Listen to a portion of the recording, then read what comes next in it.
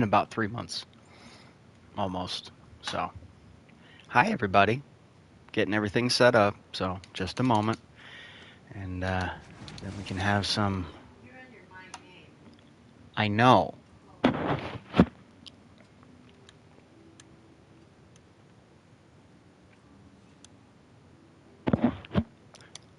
All right, getting this all set up, pulling up my chat.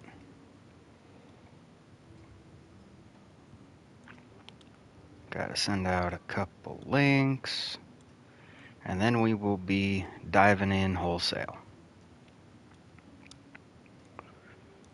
Oh boy, oh boy, oh boy.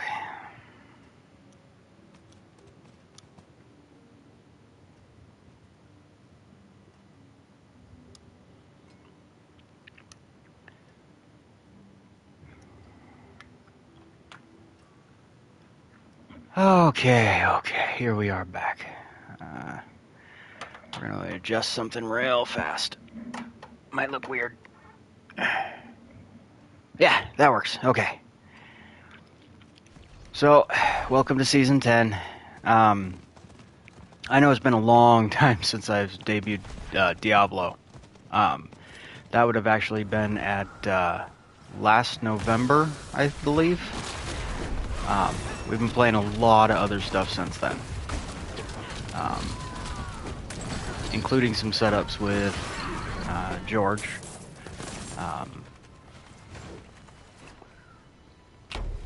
We might be doing some Cult of the Lamb soon with him, so that would be nice.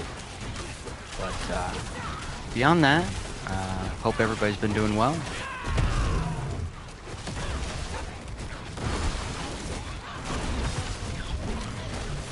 I know nobody's in quite yet, but we got a colored light now. Or we had that with Dave as well, but now it's set to red.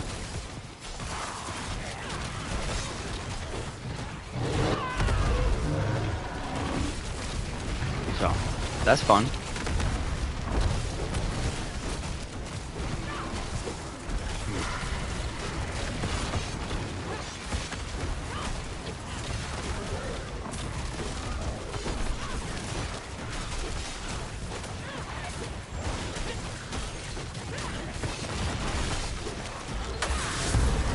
It really is just going to be a chill night, though.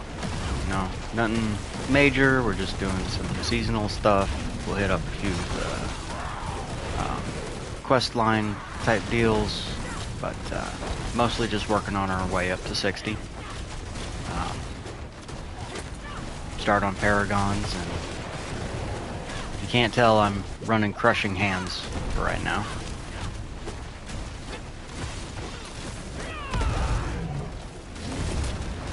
I got a couple aspects on it as well to pump up damage and resource generation. But trust, the moment I get the chance to get a Rod of Kepaleke, I will definitely be blasting on that. Because Infinite Crushing Hands I actually enjoy as a playstyle. Leaving handprints everywhere. Woohoo!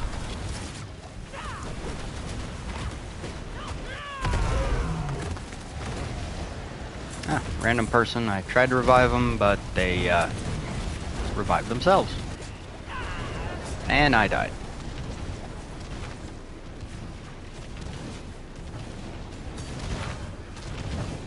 And they instantly died. Wow. Okay, we were all taking a lot of damage there for no reason.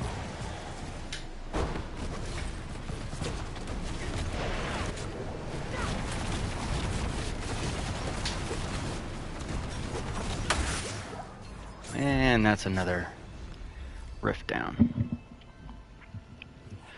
Which is good for a Whisper, but oh boy. We need 2 more of those rifts for Season Journey. And we got enough to open a rift chest too. So, we'll go looking for one of those. Ah, there's one. And we'll be right back for that.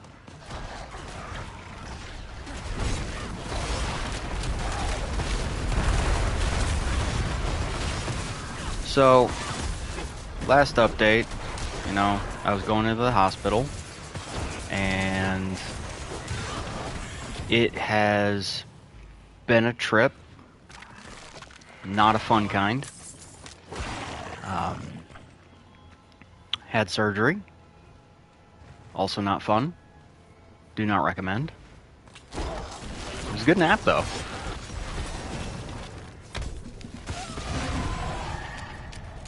Somebody's banging on something outside.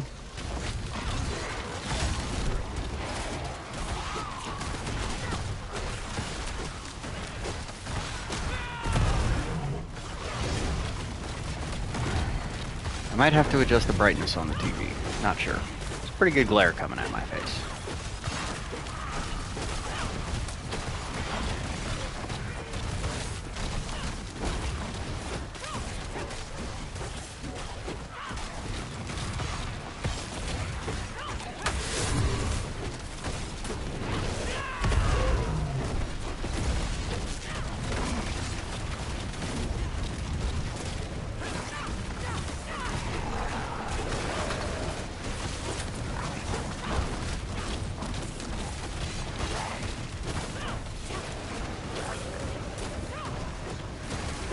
I don't know if that came through on the stream, but yeah, I just got the weather for tomorrow.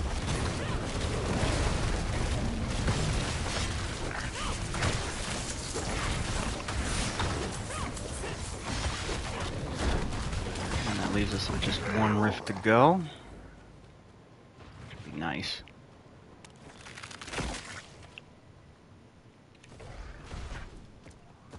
So, yeah, I got back to work. This is my second week back. I've been extremely tired. Like, I was gonna try and stream last week, because at the beginning of the day I was feeling real up to it. I was passed out by, like, almost as soon as I got home. Had dinner and immediately just went to bed. But it happens, you know. Lost 30 pounds. That wasn't fun at all.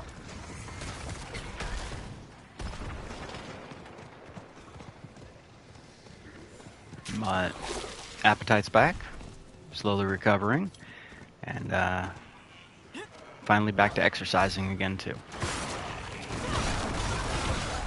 Which, not fully back, but starting. At least.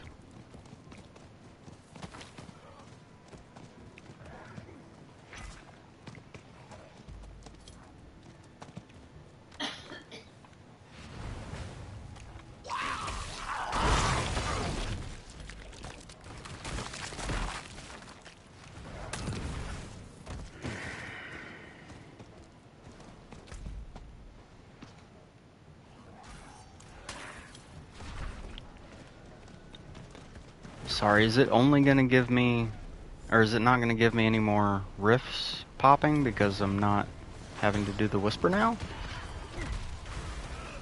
Well, fine. Then, we'll do a Blood Maiden. And I know, we got a skill point, but we'll clear Blood Maiden, pop up the inventory just a little bit, and then get right back into it.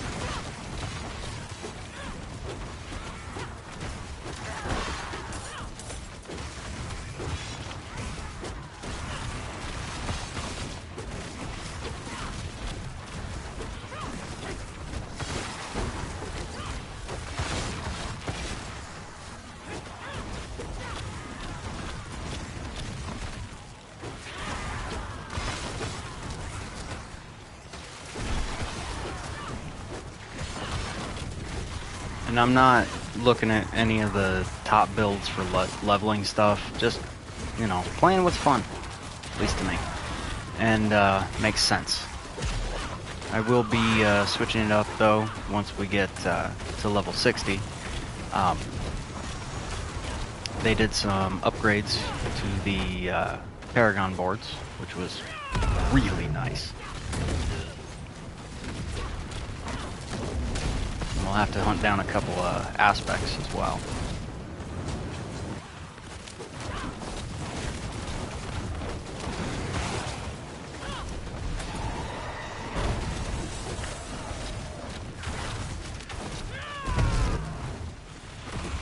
Look at that giant gorilla!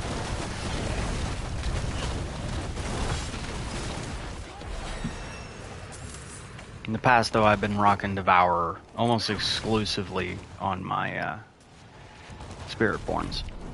Though for the last 2 seasons, I've been playing pretty much nothing but Necromancer. Shadow Bloodwave. It was fun. We could use the respite, I suppose. Not the top build, It is done. not the top builds Shadow Bloodwave, just effectively Bloodwave with Kasemis and Shadow Blight modifier. It's been fun. It's been really fun.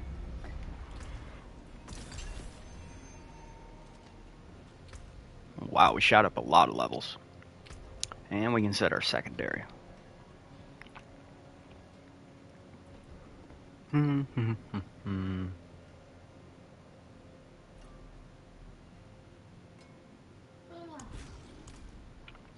Yeah, we'll go Gorilla Jaguar for that. Do.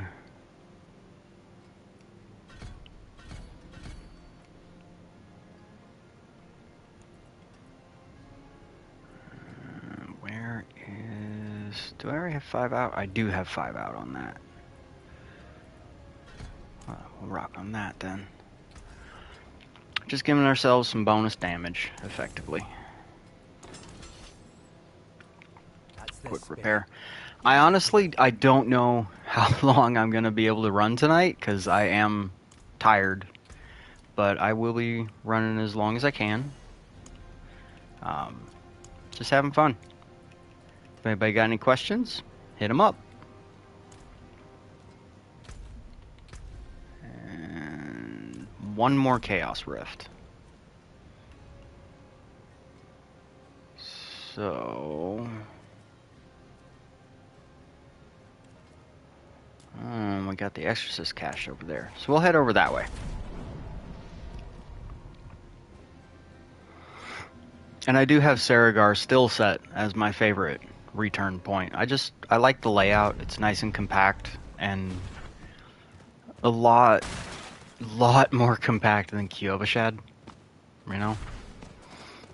That's good times. It's good times.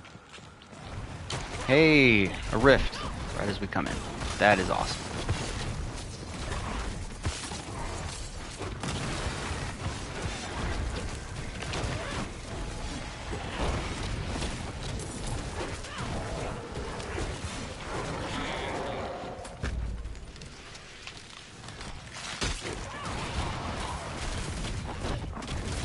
Be able to get this done pretty quick. I think I'm going to change out Payback for something else. Maybe Toxic Skin for a little bit. Just give myself some of that.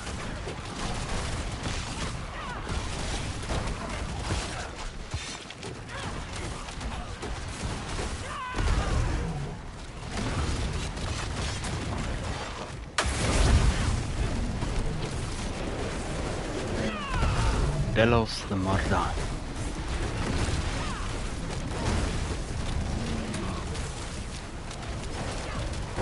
We got a lot of embers too, so we'll be able to hit up a chest right after we get done with this rift.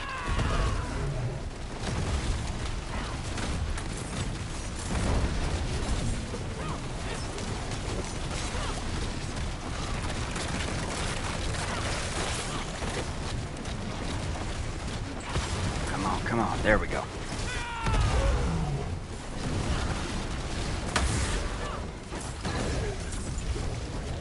Yay, we got a seasonal thing done. Now we're gonna rock up in here. We'll start on another Whisper real quick. Killing cultists, I believe.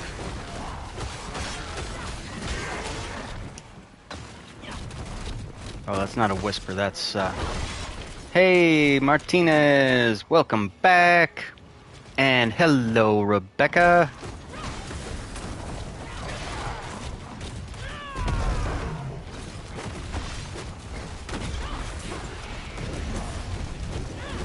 George! George! George! It's been a good day. It's been a really good day, bud. Except for the air compressors. That was terrible. I'll tell you about that later.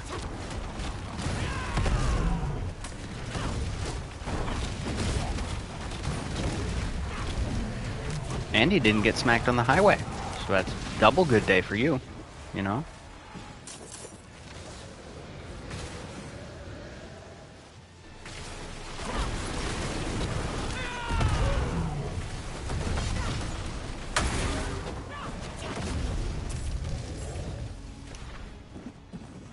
We're picking up all these little motes for the Exorcist cache.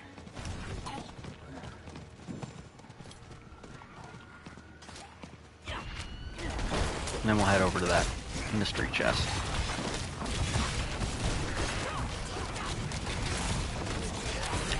Ooh. It is done. And there's that quest. And we grab the mystery chest. We'll head back to Saragar. Oh, I got reds here. Now I gotta wonder, what is the whisper? Ah, ghosts. Alright, we can kill some ghosts. We're gonna smack some ghosts. Some wrathful phantoms.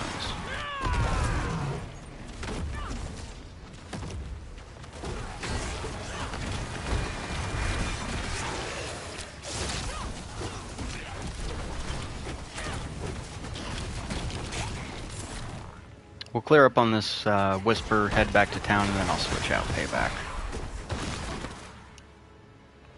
Yeah. They switched out a couple of the Nahantu dungeons. One of them now makes it so... Or did I pick that up as a random item? Anyway, I got one that makes it so every third strike of my crushing hands hits 10 times. And I got another one that makes it so every time I kill with the core skill, I get 15% base refund on my virtue. Which is nice. Plus, giant gorilla!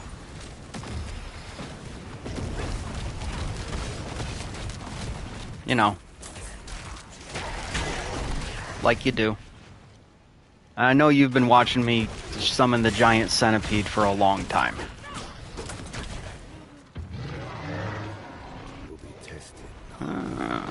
Just about maxed out on that. And there's our health frenzy. Okay.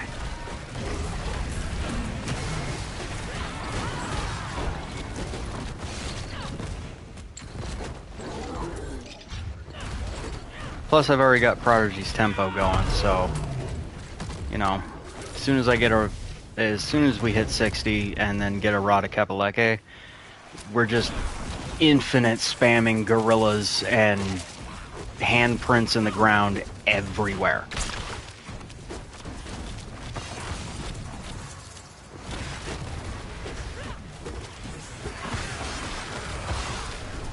Plus, unlike every other season for leveling, I am actually not running poison.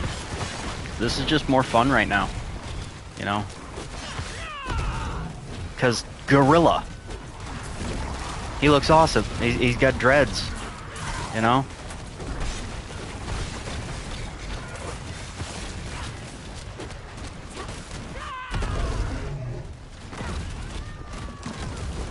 You okay, Grandma?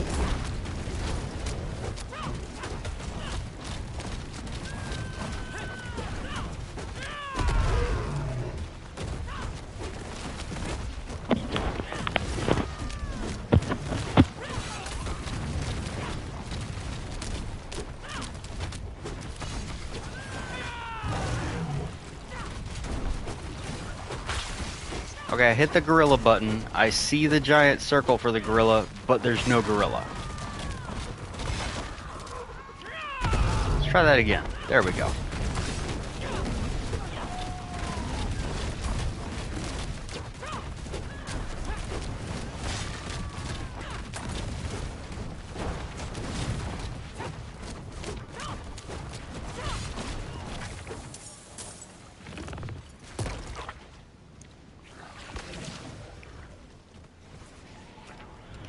Oh, we got 202.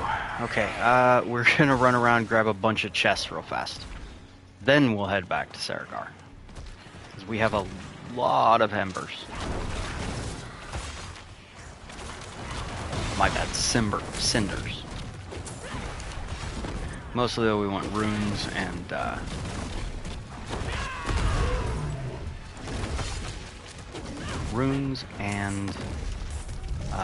legendary items, because we need a lot of aspects. And there.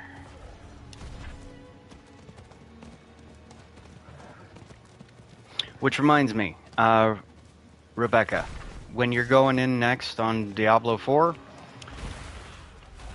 you may want to modify some in-game settings. Sorcerer, I believe, is number 4 or 3, and Necro is the other one. Order of rankings, as far as I've seen on the boards, is Druid at the top, followed by Spiritborn, then Necromancer and Sorcerer, then Barbarian, then Rogue. But with the absolute insanity that is the Chaos armor this season, it's a toss-up right now, you know? We may get some surprising upsets. I know you were playing Necro a little bit last season, but you could go that or, you know, like Hydrasork, or Lightning Ball, or Lightning Spear. I actually don't know how strong a Lightning Spear is going to be this season. I just know that my favorite poison builds, legendary, are not going to be as strong as I would like them to be. But that's fine, that's fine. Blizzard just hates poison builds. That's all. Or, well, yeah, poison specifically, because every other dot seems to be just fine as far as damage goes. See what we get. Ooh. Nice, nice. Roll with that. Here's the Exorcist cache. Got some obols. Oh, clear out. And 5 out of 10. Only 32. If I remember correctly, looking at the rankings, the Death Trap Rogue, I believe, is the weakest of the Rogue builds at the moment.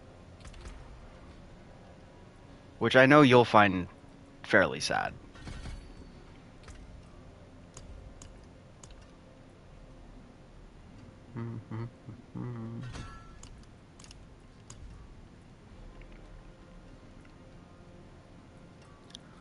Oh, where are we running here? Bloodthirst. I don't usually run Variana.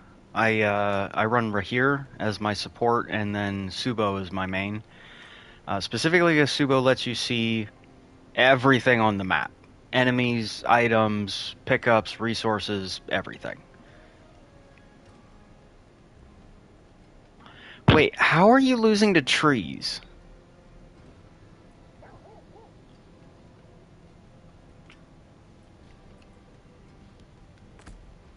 Or am I forgetting something? Were you getting your butt kicked by trees last season? Because I don't... Oh... Yeah, you're still really going to have to explain that. Because I don't remember trees being an enemy in D3.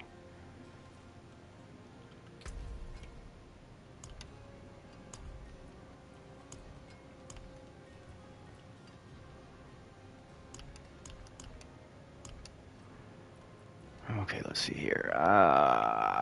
Salvage legendaries. Legendary in all slots. We can do that easy. Recipes. Okay, we need one more on that one. One more bounty on Whispers. We got that one. And then 13 more rifts. Okay, they really pushing the rifts. Okay, not a problem. We can do that. We can do that.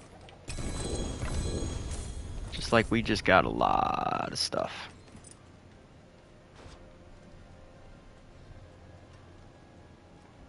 I'm still... Look, I haven't played D3 probably since Season 2 came out on D4. You know? It's been a while, honestly. It's been a while. But hey, look at that. Legendaries in all slots. Yeah, we'll go with that one.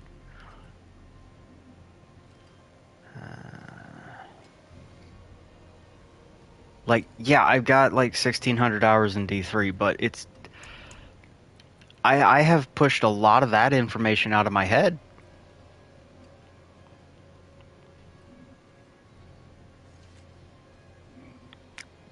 I'm...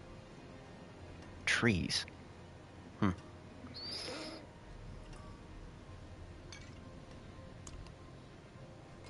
See, Seer and Zon. Yeah, we can do Zon. And then Wolves, Pestilence, Meteorites. Yeah, we'll go with Meteorites. And then... You know what? I never liked the Seer rune. I really haven't liked it.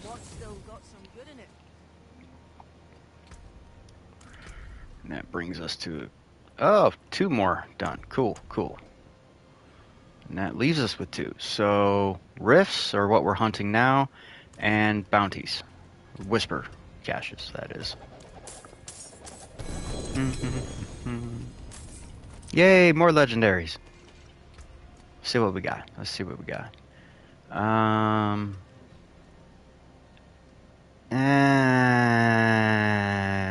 It gives us vigor per second on that one. Yeah, I'll have to throw Unrelenting on something else because I always have a barrier active. I'm running Gorilla, so we'll definitely go with that. And that's just an upgrade to what we just equipped, so we'll go with that. Let's see here. Not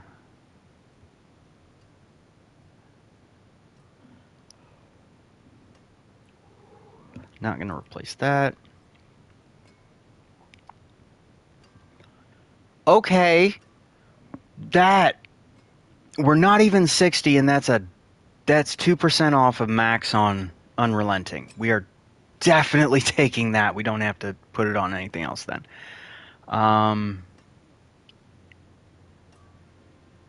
No, we're not gonna take that one. I forge more than horseshoes and nails.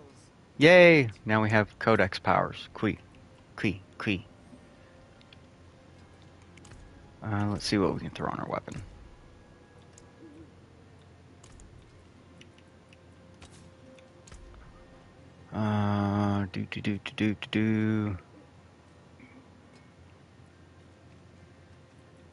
Conceded and Unrelenting are right there, so we're not gonna overwrite that.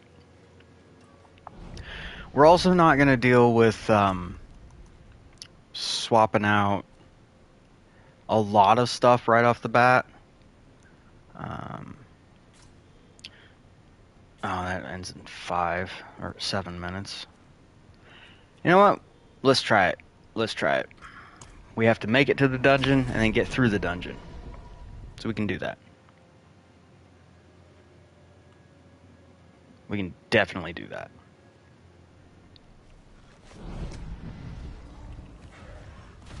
We might be able to do that. We're going to try. We're going to try and make it. Because we should have plenty of damage potential right now. On top of a rune active.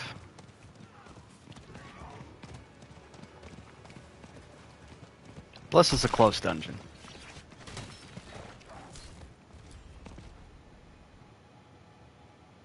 Well, you wouldn't have to have a full drum set. I mean, depending on what you were looking to do, I mean, a bongo or a hand drum, you could carry a snare drum. That'd work too, you know?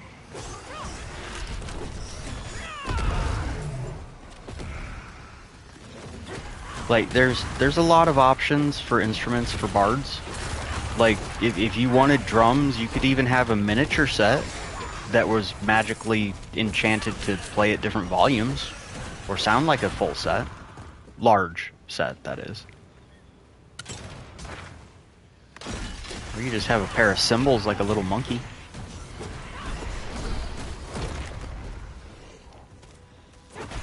I can dig it. I can dig it. But now the question, which album?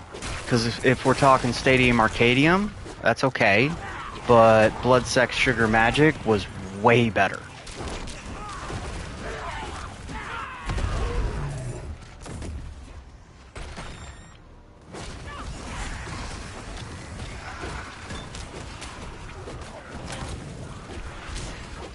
What do you think, Rebecca? Do you listen to Chili Peppers?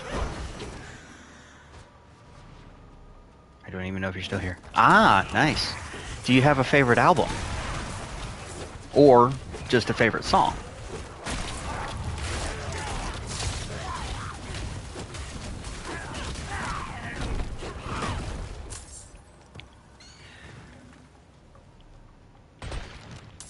Planet One. I haven't looked at the albums in a while. You know, I think that might actually be Stadium Arcadium. I think that was Jupiter on the album cover with a weird golden ring. I may be mistaken about that. I can look it up in a bit.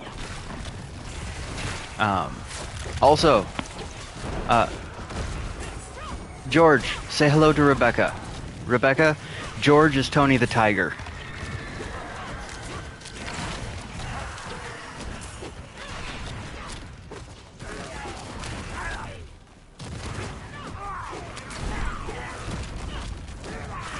I can honestly say, the only song that I actually have listened to off that album is Snow Heo, which I did sing for karaoke for a while.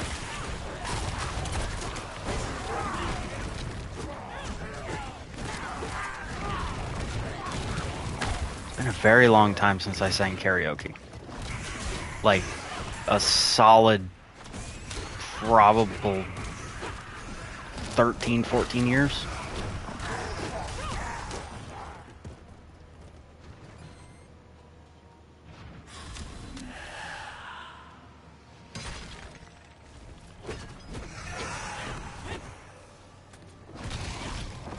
I love to sing. That doesn't mean I'm good at it, but I like to sing. I'm sure depending on what I'm singing, I might annoy some people.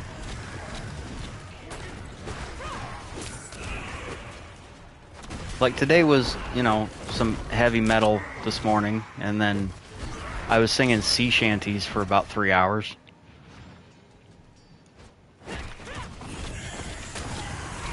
And it's not about singing well, it's about having fun. Yes, that is in fact my buddy George. That is the guy from the profile. Oh my god, Agretsuko. That was a good one. That was a really good one.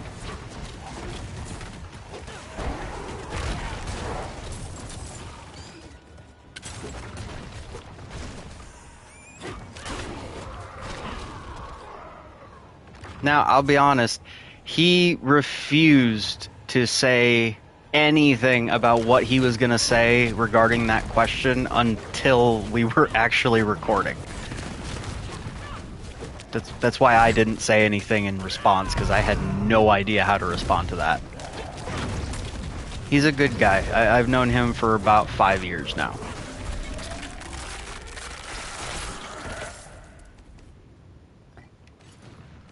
Hey, a Tebrun.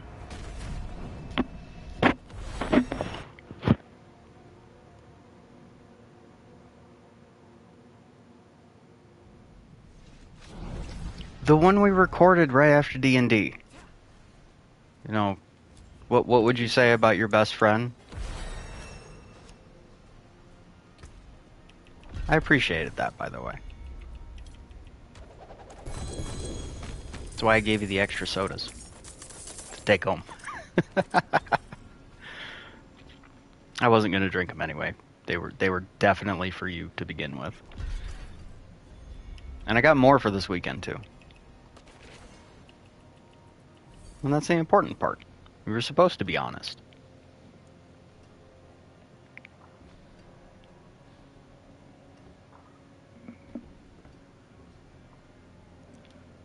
There are firecrackers going out.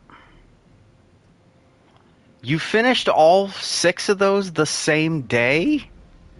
Dude, it was almost 6 o'clock when you left.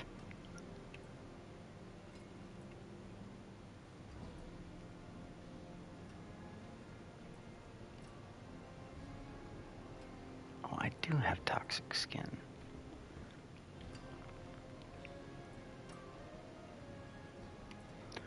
Potency, defense. Yeah, we're gonna switch out payback for armored hide.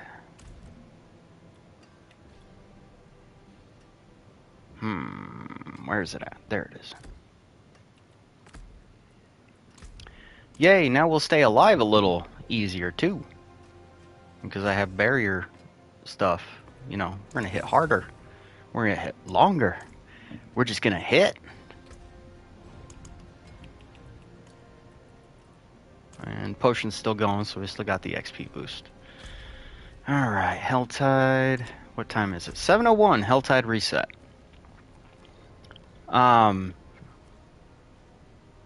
Also, I will be explaining certain things because, George, you know all this stuff. You've been playing with me for 2 years now.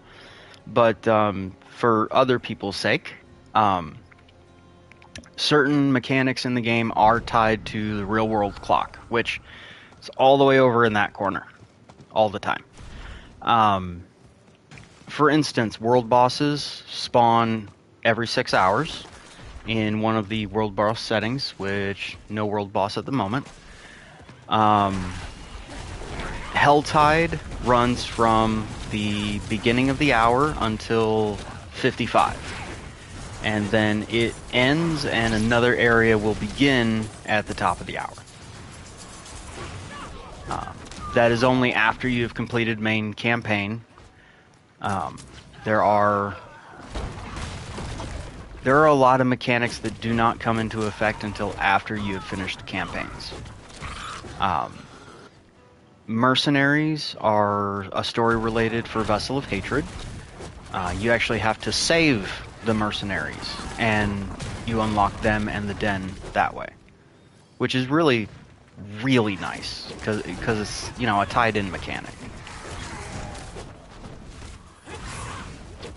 Also, this is not the same character I was playing with you, Rebecca.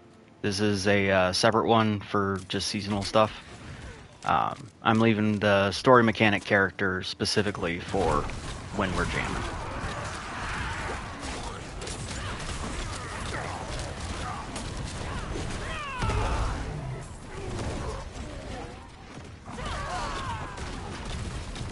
Oh, we're going so much faster now with Armored Hide instead of Payback.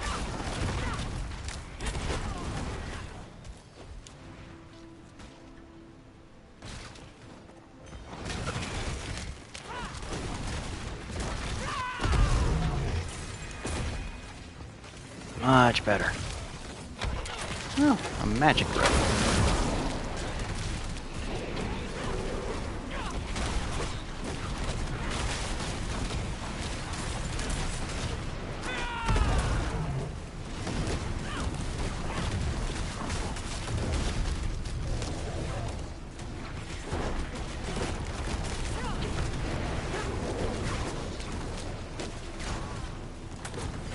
It is locking onto the rift for some reason and not allowing me to attack the Chaos Bringer. That's a little strange. There we go.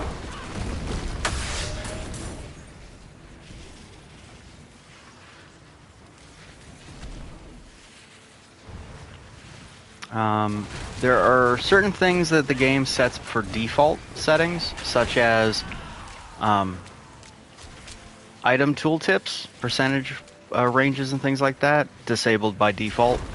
Your view distance is automatically zoomed in. Certain graphical settings, not as good.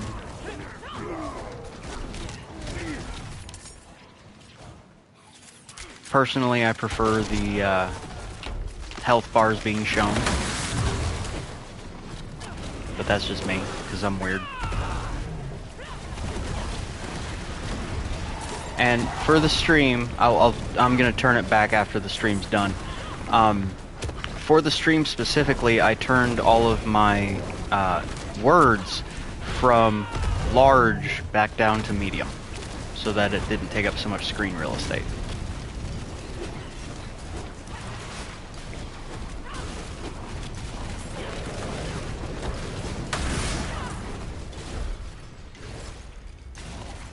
Yay, another rift down.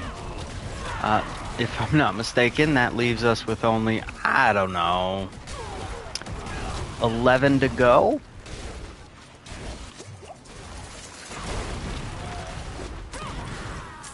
But that's fine. I'm actually having a lot of fun with this.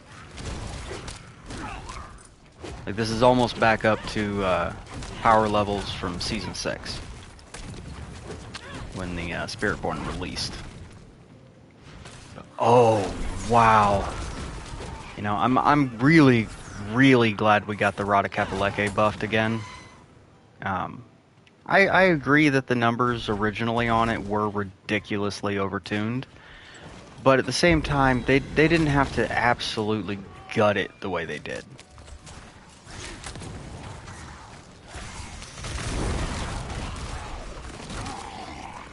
Because originally it was 0.5 to 1.5 critical strike bonus for every point of virtue used, and at 500 plus resource that would absolutely be ridiculous on a 100% uptime of attack.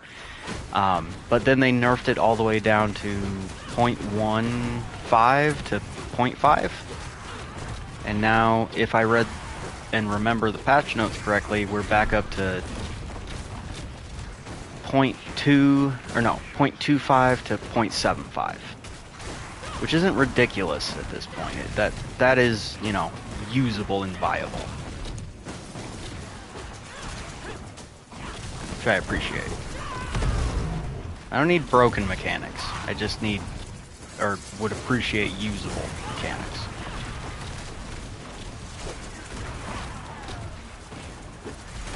Also, thanks to the Chaos Armor shit, wouldn't you know it, every class can clear the entirety of the season journey, which is a good thing. And I think the lowest pit we should be looking at clearing this season should be a 105, if you're really not trying, you know? But the build I'm gonna run should net me around a 120 to 130, depending on how lucky I get with items and enemy placement.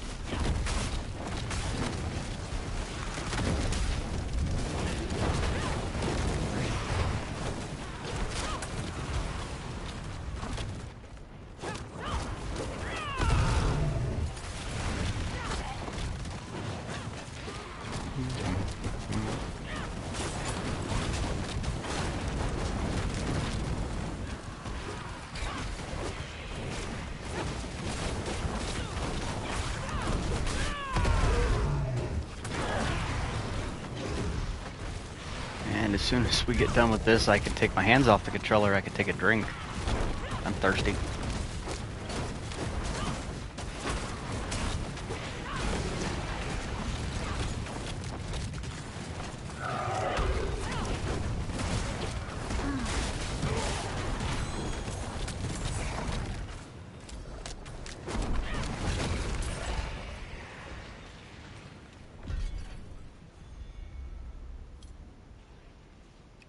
There we go.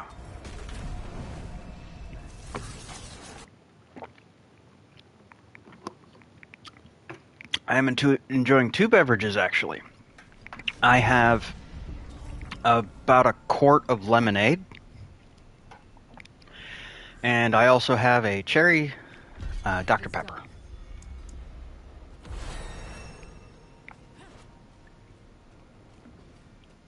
Both of which are delicious. Hey, we got another horse. Reigns of the Striped Steed.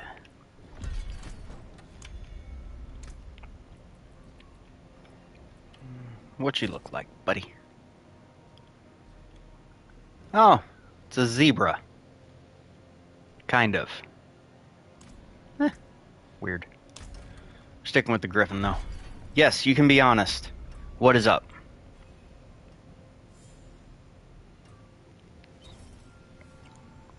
My normal go-to is Pepsi.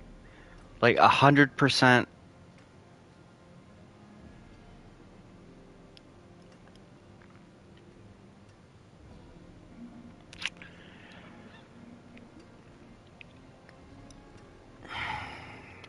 You know,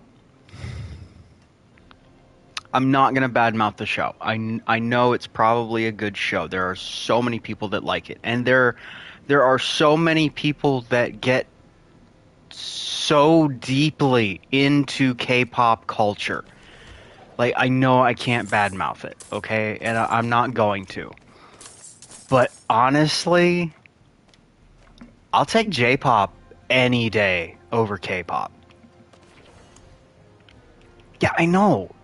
I know the music can be good. I know it can. I just don't like Korean music most of the time unless it's the orchestrative style, you know? Oh, cool. There we go. Got a Nightmare Sigil.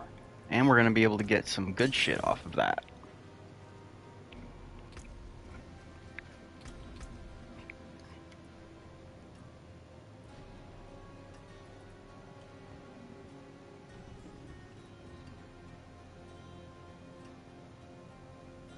Don't need those. Let's see here. Right, that gives active duration. We really want active duration.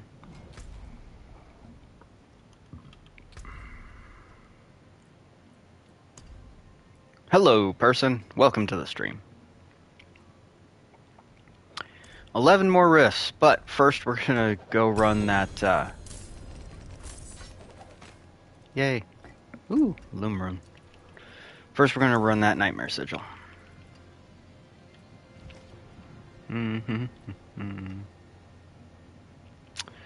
Oh, yeah, we're doing that.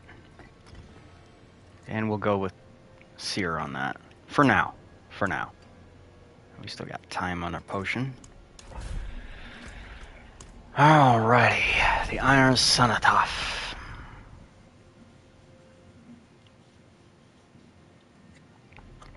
Like, one of my favorite J-pop artists is Lisa. You know, and I don't care if people don't like her. And no, I'm not referring to whoever the hell that is currently calling herself Lisa, but it's with two A's, I believe. Is she like a Brazilian artist, or she also? I don't even know. I haven't bothered, but like Grunge is one of my favorites. No. I did not slow down when we were playing. What I did was I had not leveled up enough. Because, like, you played 3 for a long time, and 3 was, you know, kind of fast. But depending on what your build is and how good your items are setting, you know, aspects and everything, you can go a lot fast in this. And specifically with the Crushing Hands Gorilla, I barely have to hit any other buttons besides I'm rolling my thumb from X for my main into square. Oh, you don't have to be nervous. Look, anybody playing a game with me, I don't care if you go slow. Take your time, learn mechanics, have fun. That's the important part. I don't have to go fast just because I enjoy speedrunning. I enjoyed this build specifically because I don't have to use my fingers as much, so it's less less nerve reaction, as it were. Plus, gorilla.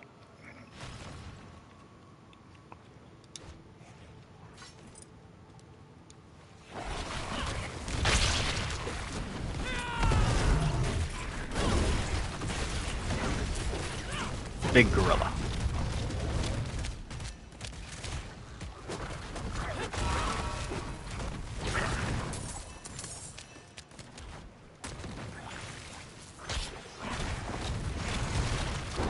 So like Nahantu dungeons, you're not really looking at hunt down mechanics for a door open. You're looking at get through and slaughter everything. Sometimes you do actually get the kill every enemy to advance through an area. But this one is saying, you know, slay the seething hive master. So we're effectively just ripping through as much as we can, and then we're going to get up to the boss room and gorilla the boss. Just to the face. Harambe. And it's just going to be a slaughter. And if you think I'm going fast now, like, the Spiritborn has an ability that I'm effectively using that it's a Ravager, meaning that every time I use a core skill, I jump to whatever enemy I'm facing. Rada Kepaleke turns core skills into basic skills while still keeping them as core skills. So it removes their resource costs. I just hold down the button and infinite hand smashing. Like, I can make them hams clap. All over. Just smash, smash, smash. Of course, in order to get a Rod of Kepaleke, I have to actually be able to kill either Anduriel or Duriel until they drop a Rod of Kepaleke. Last season, we also had Belial was added to the game.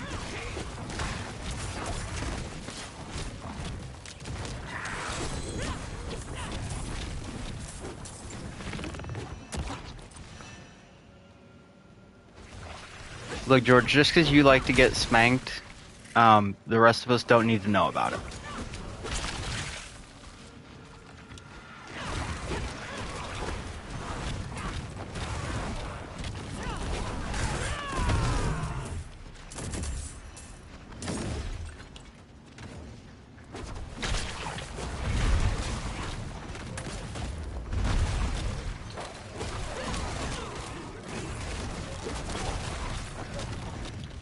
But comparatively to the stuff I was doing the last couple seasons, like the Necromancer Bloodwave, with the Pants of Kaseme, it turns your giant tidal wave of blood into 2 tidal waves of blood that smash onto you and pull everything in like a riptide.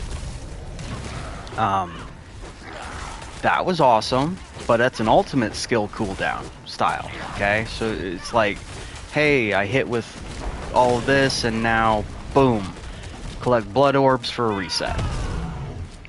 But Crushing Hands Spiritborn is, there's no cooldowns, there's nothing but destroy at will. That's all there is. Infinite Barrier, Infinite Fortify, and with this season and buffs they put on the Paragon board, it's 4 effective double dips on resource stacking. So, wow. Good. There we go. We unlocked that too. Got 2 points.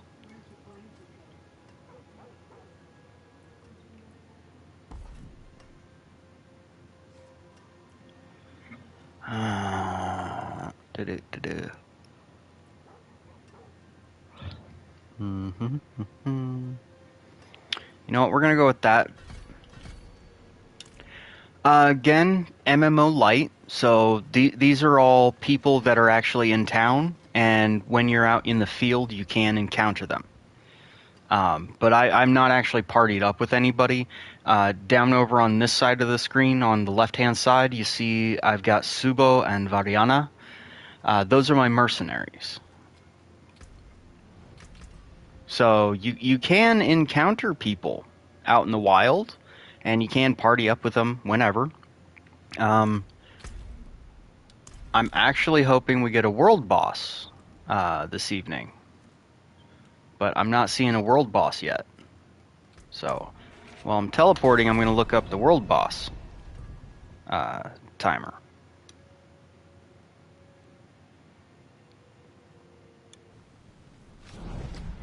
Oh, and there's multiple world bosses. There's Ashava the Pestilent, Avarice, the Gold Cursed, Wandering Death. Let's see here. Resources.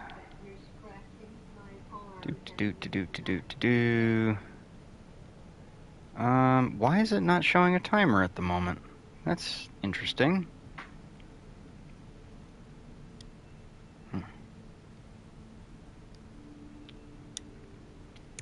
Does max roll no longer show a world timers? Or maybe it doesn't show it on that particular launcher. Yes, I got the doggo. Oh, since you can actually see my screen, I can show you the other pets as well. Cause like, that's my wolf pup. I don't wear wings. I have all these other wings, which are cool, yeah, but, you know, useless. Cause I have a wolf! That's the beta pack, you know? I've always worn the wolf. We got Alcor. We got Fralti. We got Natalia. Anadia. Lady Petal. Scapegoat. Dante. Dorian. Iris.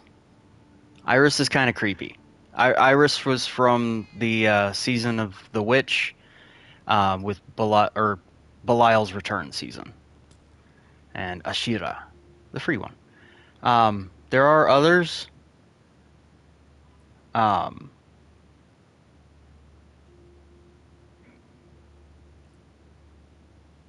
Wait a second. I did get that one. Why did I? Oh, because that was the really expensive one that I didn't buy. Which, no, I'm never buying the super expensive ones. You know, we're gonna switch it up for a little bit. Dorian. Raven time. About your age. I think that's right. What was his name? I don't remember.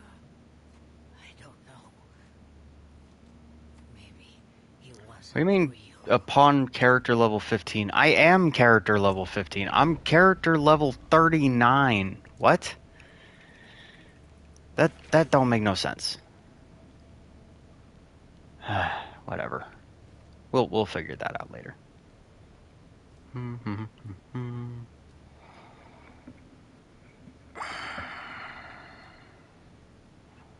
Oh yeah, we're definitely going with that.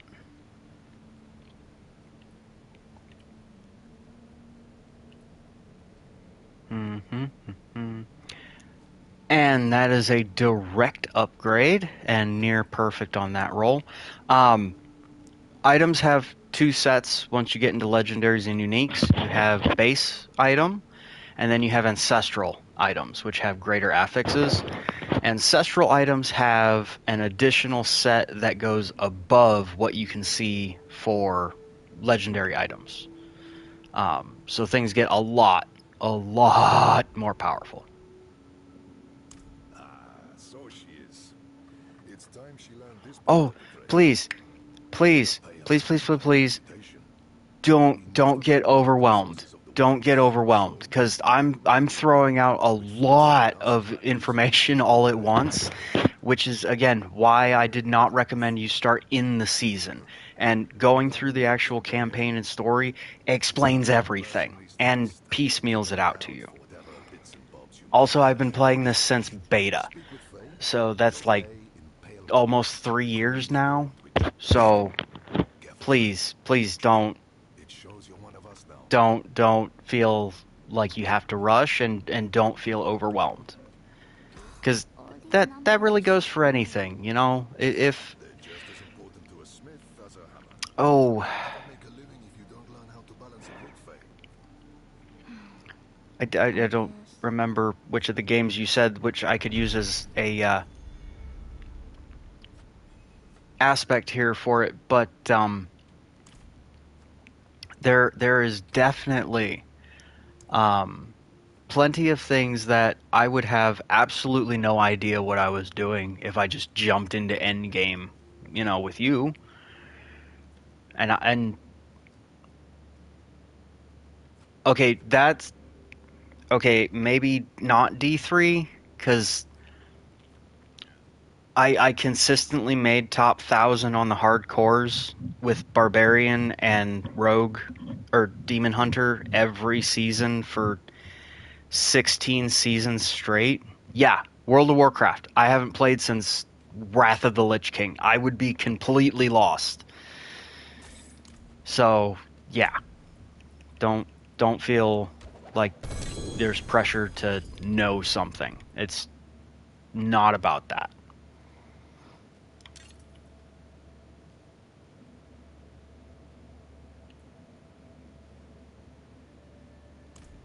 We're just gonna do those both. Right, right. But like here's the 4 mercenaries you're gonna find. Okay, Aldkin, who is a half demon. Rahir, who was one of the guards of a city.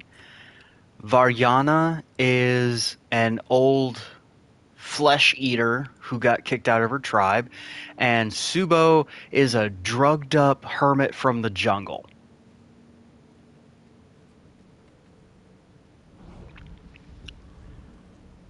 I don't know how to explain that one, but oh, she's straight up a cannibal.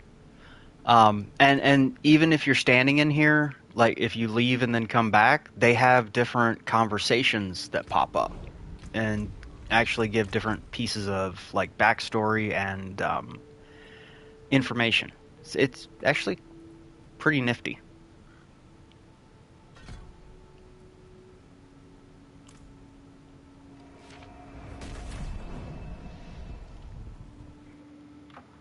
She's also the cook for the mercenaries.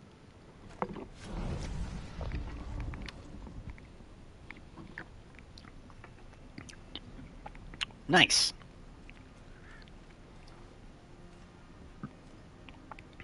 Let's see, we're at 40 or 39. Potion is no longer gone.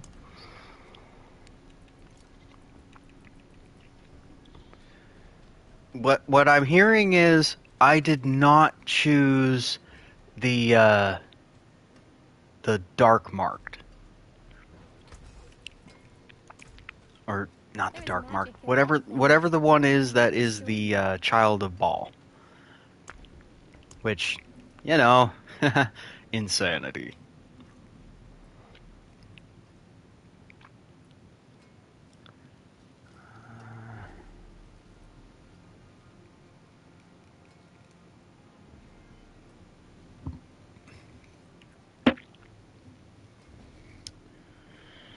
That's the one. And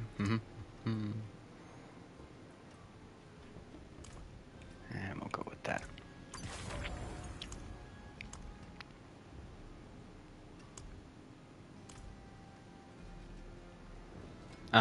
Oh, like D3, there is limited affix replacing, which is this on the occultist, it lets you choose an item, and then you get to pick one aspect that is already on the item, and then you can roll it out for something else.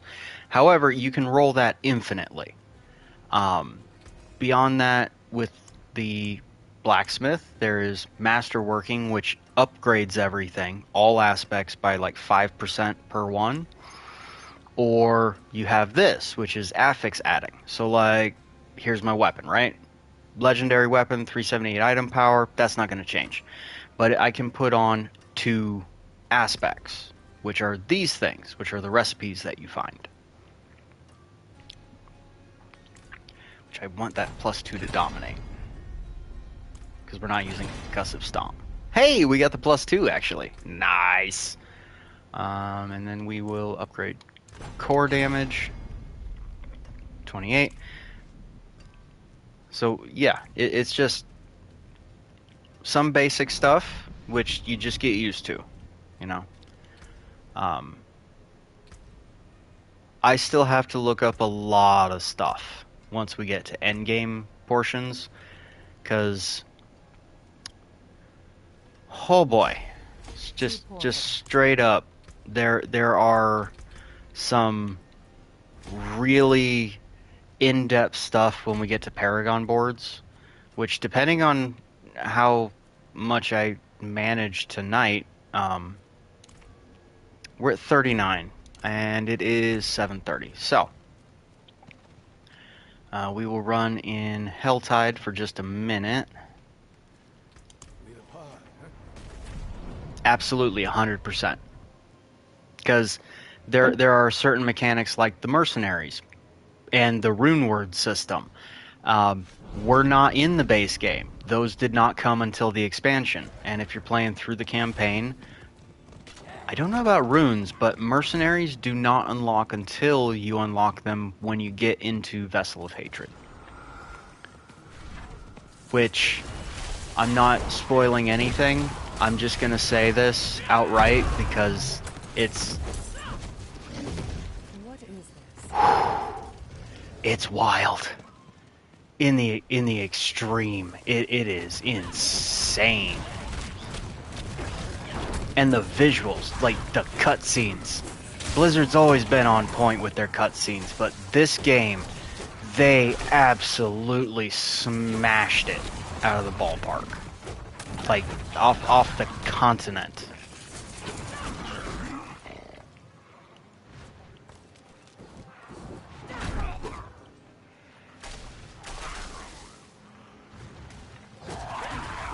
Like, there were some Christian groups that had some real problems with the imagery that was used. But the imagery makes 100% sense for in-game lore, you know?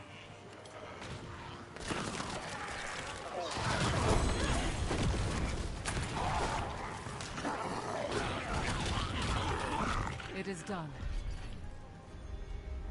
And, you know, being that you ran D3 for a while, do you remember a YouTuber by the name of Riker?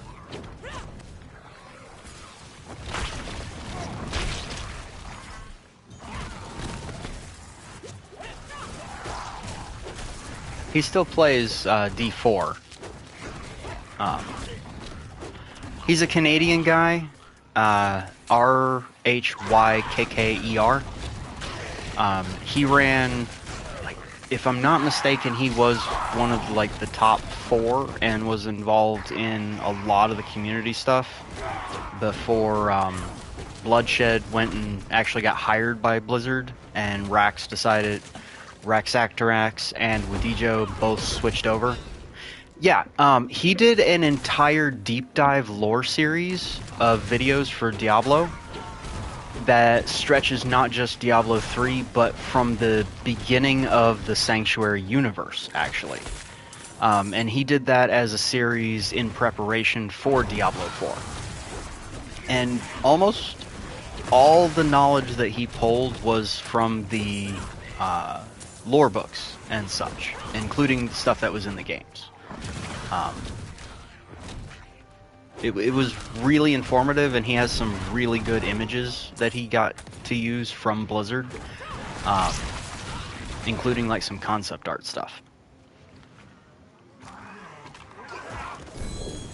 So, in case I need to say it now for anybody watching in the future, I suppose, shout out to Riker. Dude, you were awesome. Still awesome.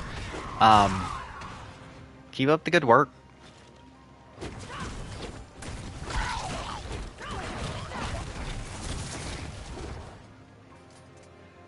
Also, at one point, Leviathan and I had the exact same hoodie.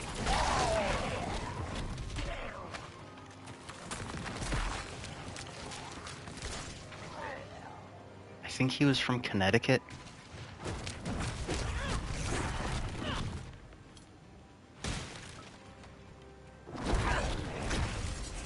That's the, we had the same space hoodie from Santa Monica Pier.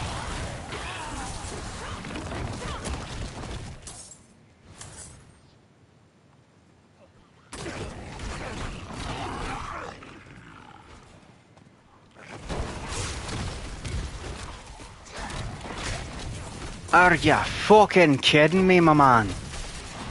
If you can get tickets to Flogging Molly, I might actually get out there for that one. Let's fucking do. Of course, that's gonna mean that, you know, in like the month leading up to that, that's all I'm gonna be listening to.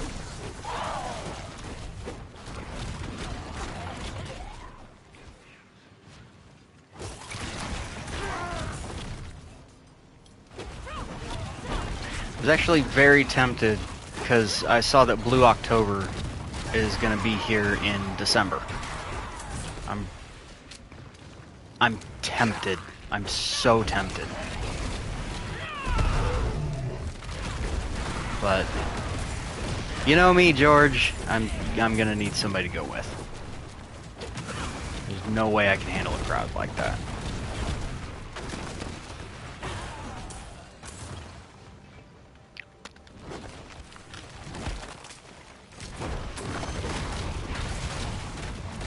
How about you, Rebecca? Would you want to go see Flogging Molly?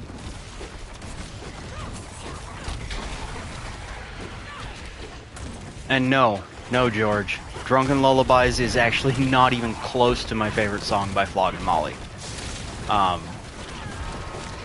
What's Left of the Flag is my favorite song by them.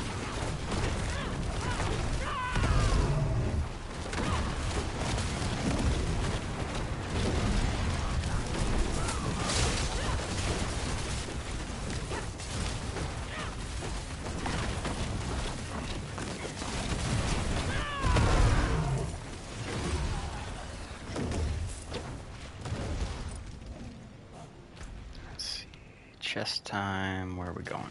We're going there. No, we're going there. Okay. Rift time. Because we need 11 more of those. And who knows? Oh, that's a good one. They have a lot of good songs. The problem, though, is that there's a lot of drunk people at their concerts. Do you know where they're going to be playing? And how far away is it? Because if I'm going to need to take time off, I need to know well in advance.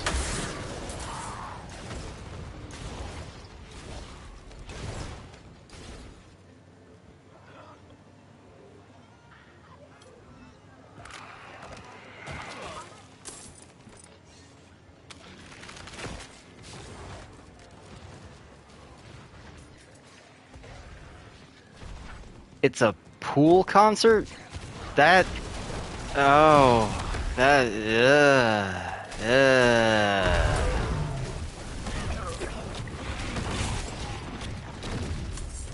Like, I was thinking they were gonna be at, like, the Pearl, or... Allegiant, or... The pool? At the Cosmo?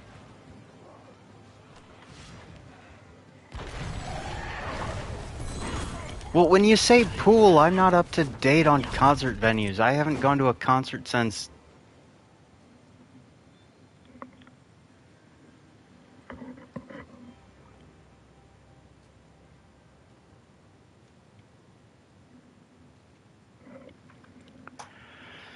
I haven't been to a concert since 2013 when I got arrested for punching the lead singer of Blood Simple.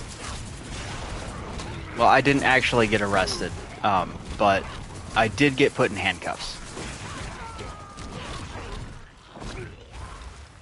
I also got to meet Theory of a Deadman that night. That was a good night. It's right up there with meeting Draymond from Disturbed. That was 2007. No, not a thug moment. This was a. Being completely honest here, that was a panic attack moment, and I was trying to walk out of the building, and I got bumped into hard, and he was in front of me, and I brought my hands up to catch myself, and I just happened to clock him right across the jaw. That was not a good moment. That was a very bad moment.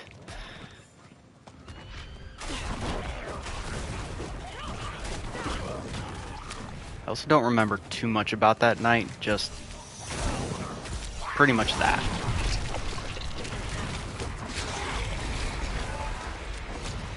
That was Theory of a Deadman, Blood Simple. I don't remember the last band, but I think it was a local from back at Fort Wayne. That was when Pierre's was still around. God, that place has been shut down for like 6 years. No, almost 10 years now. I keep forgetting how much older I am than I was.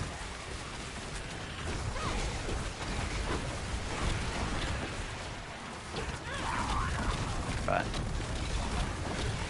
c'est la vie. Live and learn.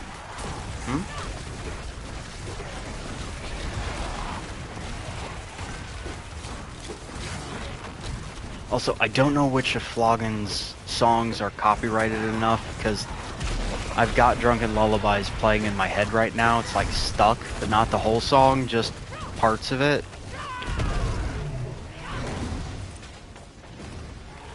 I definitely can't start playing the song. Oh my god, if they played the Sphere, that would be amazing.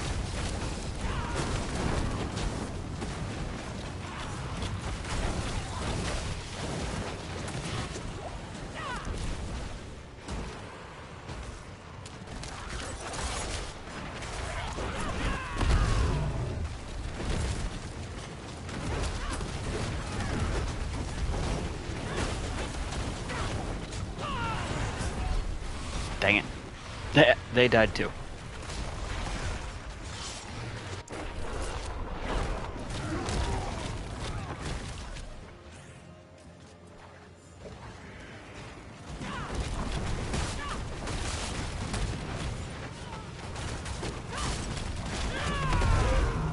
George, you're gonna get me in trouble. I can't sing that stuff at the moment I'm on stream. But you bet your ass when you get on in a little while, unless you pass out, I am going to have music going. Thanks. 100% because of you. Greetings. Hello.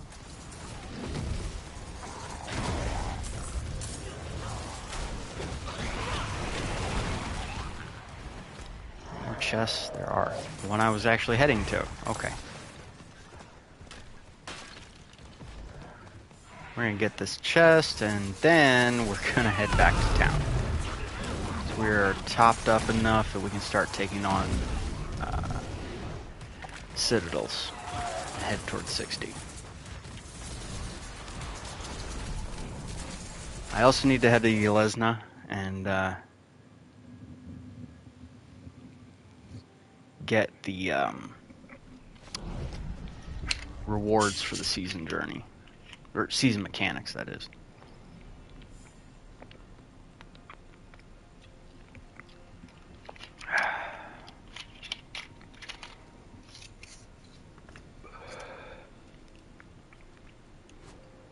Potent portables. needs of you.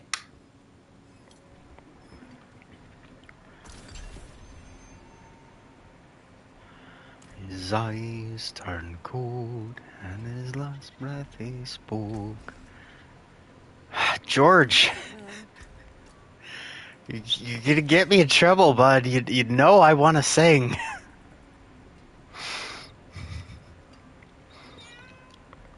Hi, Bo. Come here. Come here. Oh, hey, everybody. Say hello. Bo's up.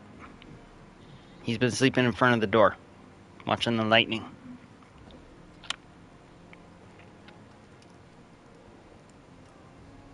Say hi. Say hello.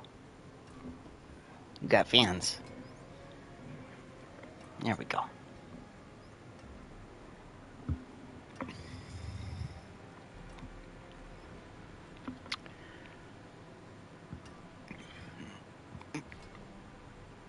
Oh, crap, a tenacious. And it's a perfect roll. Holy crud.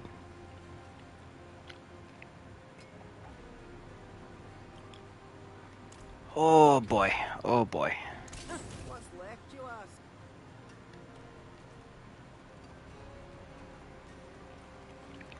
No, not tenacious D. Well, that entirely depends on circumstance. 'Cause, like, I stay in safe. some regards, I can say I'm lucky. Like,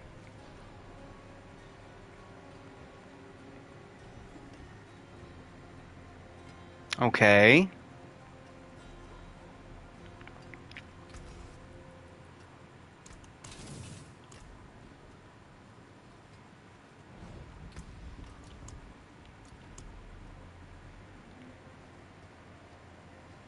Hmm.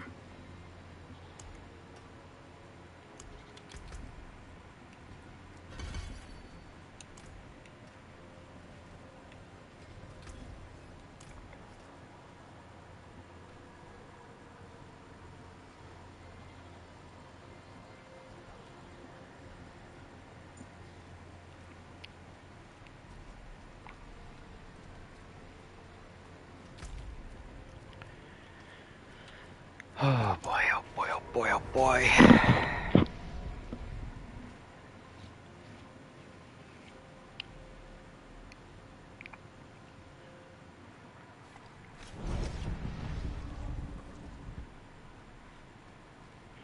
Because, like, you want to talk luck? Video game luck? I don't have good luck. I do sometimes get some good luck. Like this season, apparently I just get all the good luck. But, like, in real life, I have limited luck. I met you too, which I'm definitely lucky in that regard. Um, but then my life also runs on chaos and chaos luck. For instance, um, in April. Oh. In April, I went to get, or not April, February? Yeah, February, I think, or January, one of the two. Sometime early in the year. No, you do not need lemonade. No.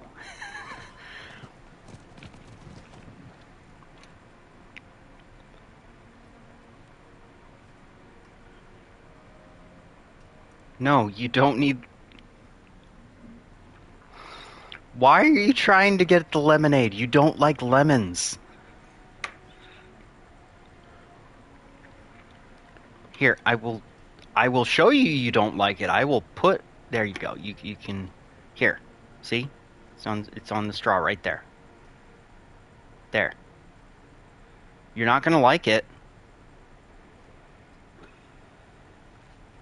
See? Here. Here's your drop. No? I told you you're not going to like it. It's sour. So early in the year, I do what I always do, and I took my car in to get it full inspection so that I knew what had to be, damn, fixed up on it for the year so it would be safe and drivable, right? And that was all cool and well, and I was informed that I needed new pads and rotors, okay? And George, you've heard this story. You've seen the photos too.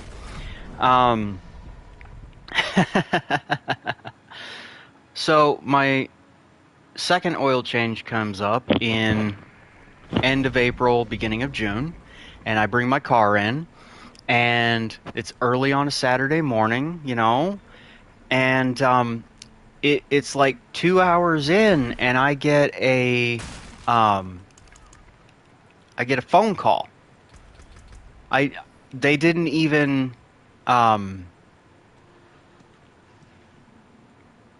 damn. I really need to use that. What's this?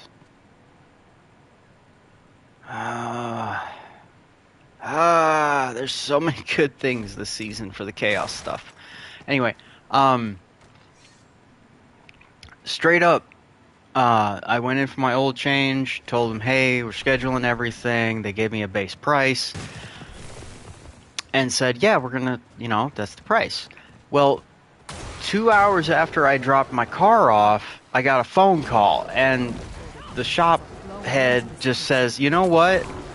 You're about to get a video from me on, the email for confirmation on everything. I go, okay.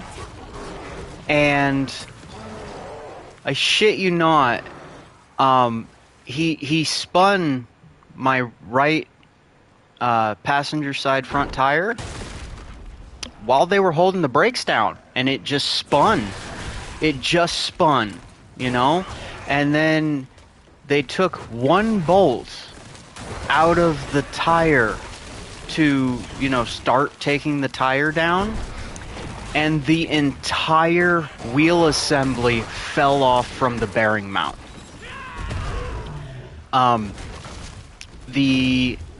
It had cracked 100% of the way around. And I had been driving on that for 3 months from my place to work. Just absolute insanity.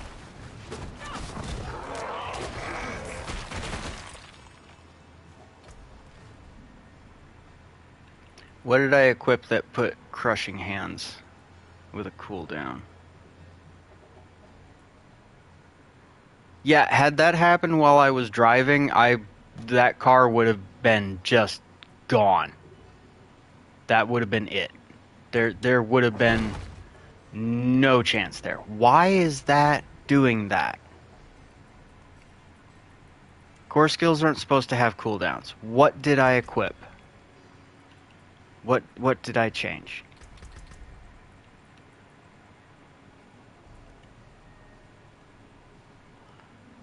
That's what I changed. I can't use that. That's not a good thing. It's not a good thing. No. No, no, no, no, no, no, no, no, no, no.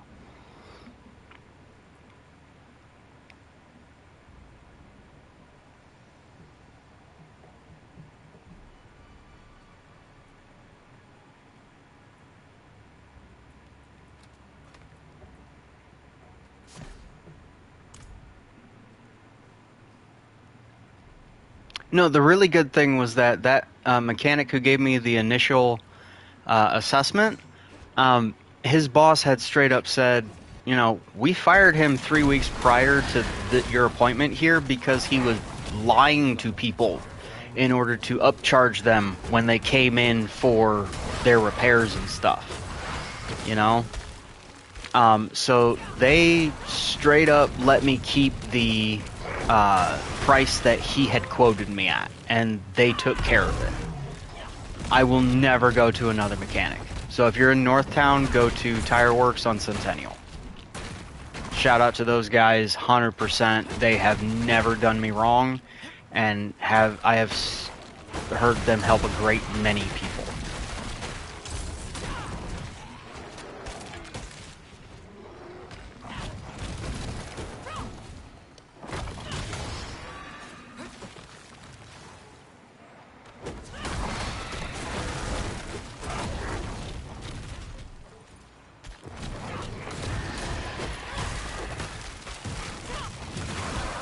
I got a couple business cards. I'll text you a picture later if you like.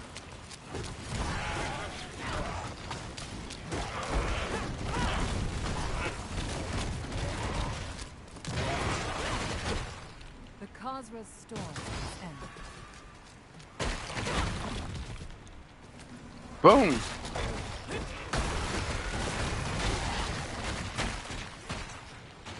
So, this is a... He is currently sitting on his tower. He is now sitting in front of his tower, licking his butt.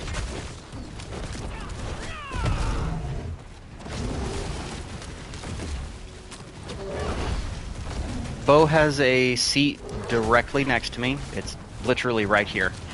And does spend the majority of his time when I am home sitting with me.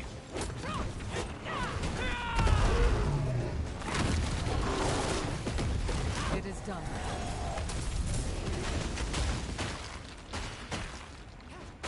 So here's another mechanic that you'll, get into pretty quickly actually in the campaign. Opening up these conquest areas, which are little,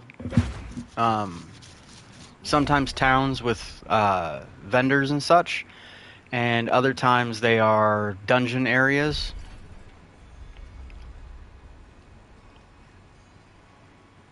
See? And then it actually changes what is in here. And then gave me 2 dungeons.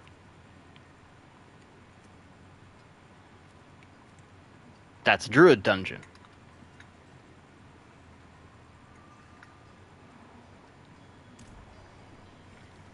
With a werewolf skill.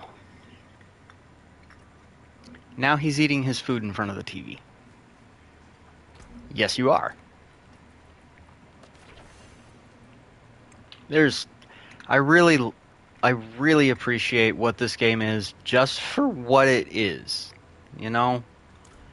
I'm not worried about competitive aspect on stuff. I just like having fun, and I like the way this game feels to me. I think it's fun, so I keep playing.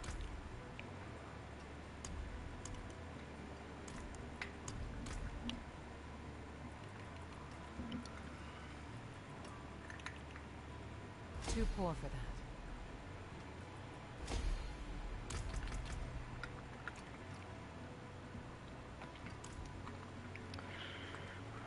Blacksmith's over here. That's the salvage. Next up, we're gonna head to Cordragon. Or Cordagan. Dragon.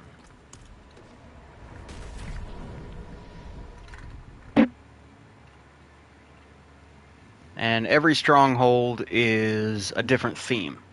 They're all over the place. For your druid, you'll actually have to come up here to, not the dungeon, Turdulra, which is where the class mechanic for the druid is leveled up and assigned at. Or at least it was. I haven't played druid in a while. So, I think now some of the mechanics on it are actually in your menu, but there are still some that you have to actually go there for.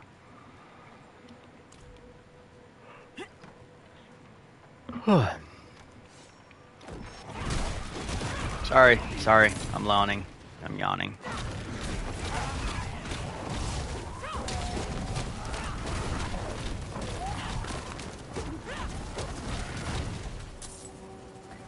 Hey, a Talrun.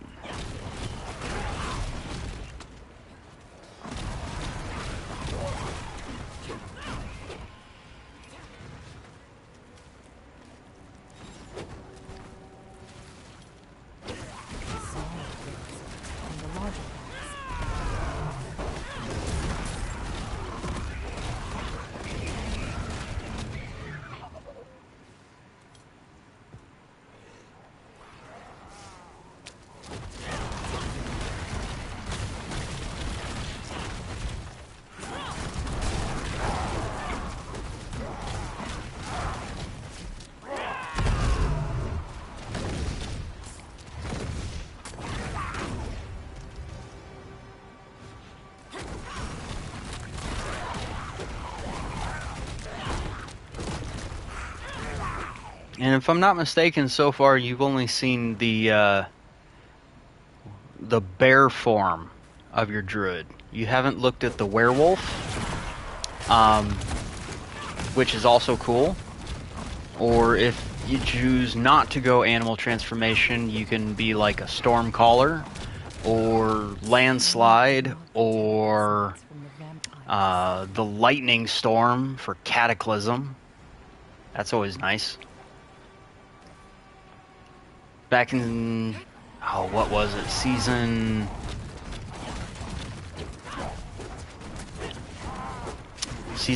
either 4 or 5. I think 4, Loot Reborn.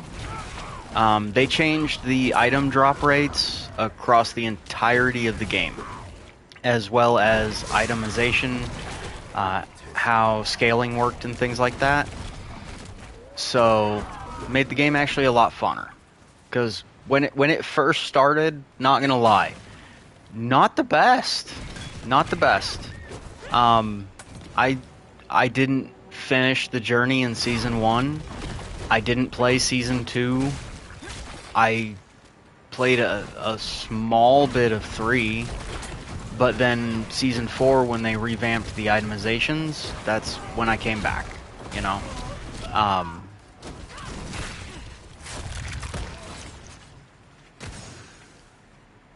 What the heck are you doing tomorrow? Don't answer that in the text on here. You can text it to me if you like, or call me tomorrow, whatever. Sleep well, Machum, and don't forget to compliment yourself. Don't forget. Night.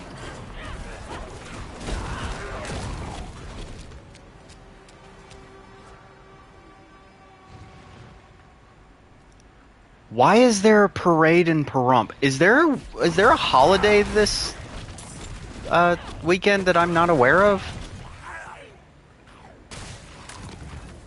Yes, yes. Equipping your animal companion does help you. They do not deal damage. They are not for combat. They pick up dropped resources and gold. Right, the Greek festival. I keep forgetting about that.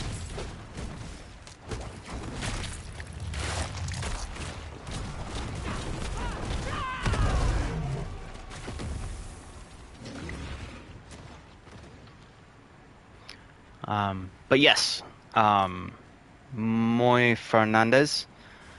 I'm guessing that's you, Moss. It does in fact help quite a bit.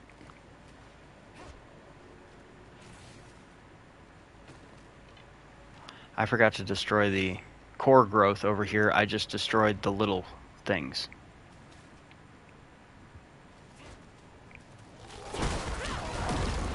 Or it bugged out.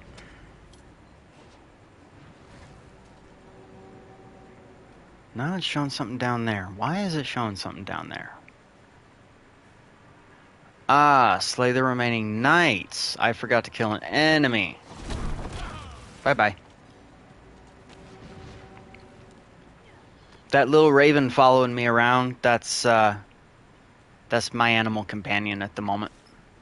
His name is Dorian. He's cute. Or, my bad. He's mysterious. And foreboding. Right, that's the term. Gorilla!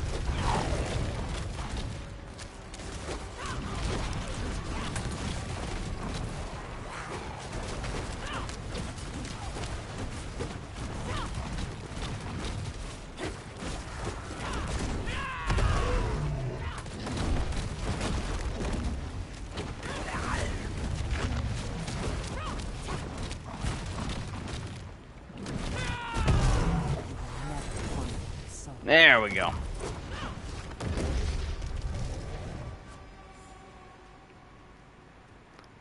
Core dragon down.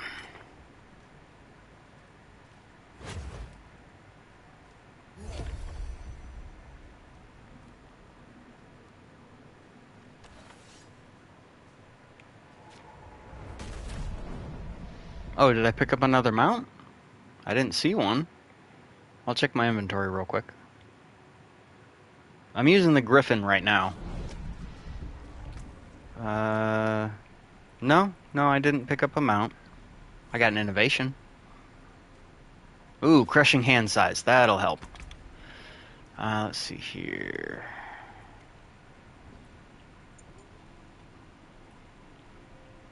Hi. You crawling in your bed now to sit next to me?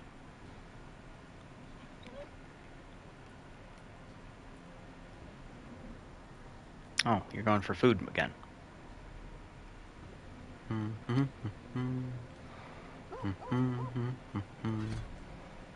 we'll go for that.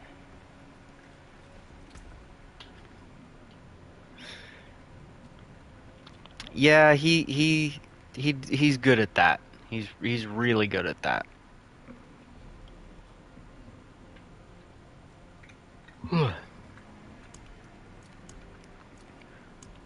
Oh, and I let my potion run out.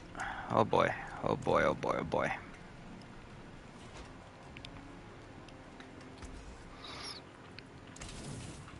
Yeah, you're just dealing with the tail. I have to deal with him, like, when I try to go to sleep. I say deal, but I really can't complain. I love him. I'm really tempted to pull a Red Bull. But I'll sleep sooner if I do that.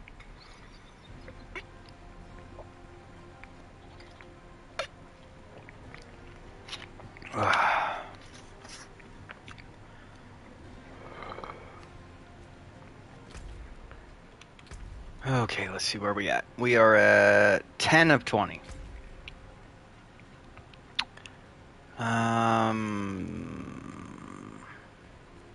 Oh, perfect. There we go.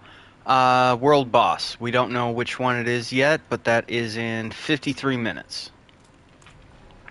So, we're going to go unlock a couple things, and at 9 o'clock will be the world boss. If anybody is still watching, you know, but I will hopefully not have passed out at the table by then.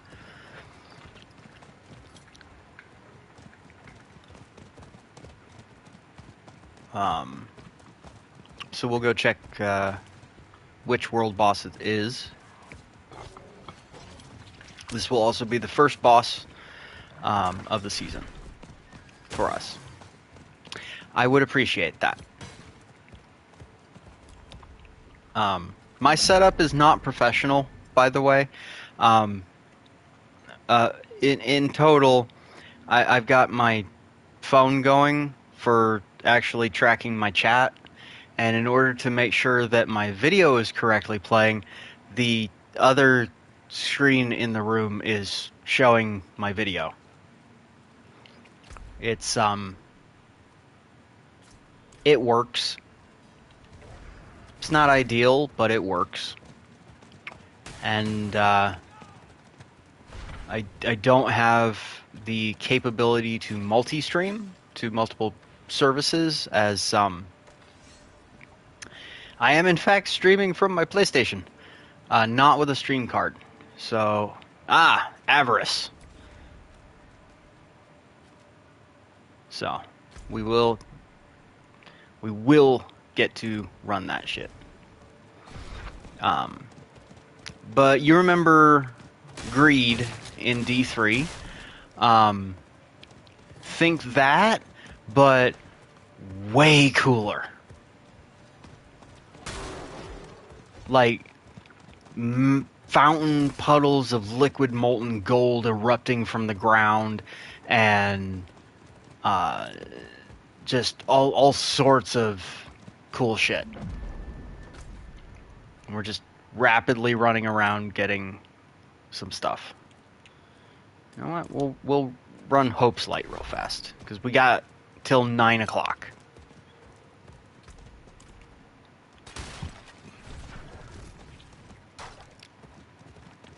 And I know I'm rapidly opening and closing certain screens to check things or set markers or do all sorts of shit. But again, I got 3 years in this, and that it's just muscle memory for a lot of that. So, anybody wanting to actually get into this game, go for it. Play through the campaign, enjoy your time, and everything becomes self-explanatory through practice. And when the game actually straight up tells you how to do everything. It's convenient.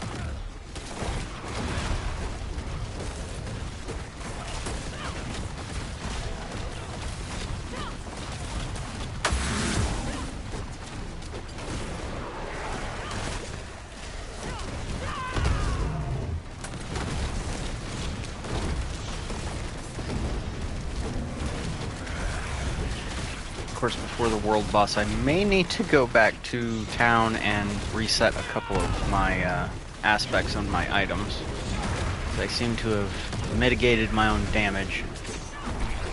And I'm pretty sure it's because I flipped off my one that was buffing my crushing hands damage.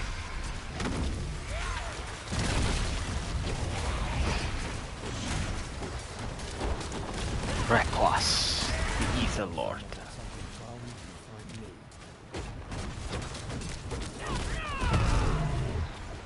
There we go.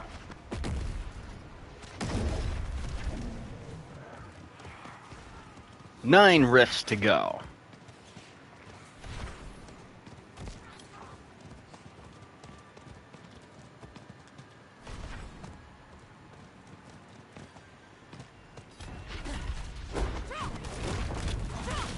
There's a lighthouse out on the rocks. But why is its beacon unlit?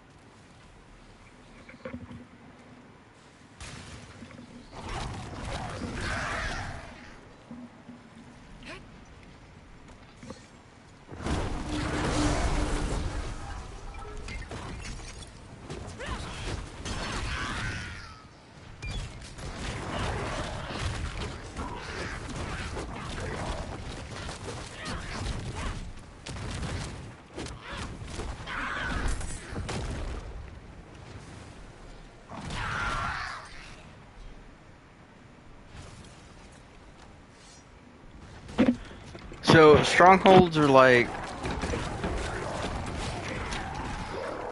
not always story beat locations, but like relevant map markers, sometimes towns that have been leveled.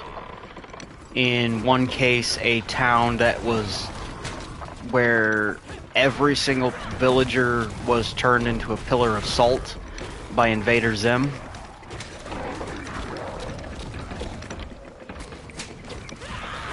Not actually Invader Zim, but the guy who voice acts Invader Zim.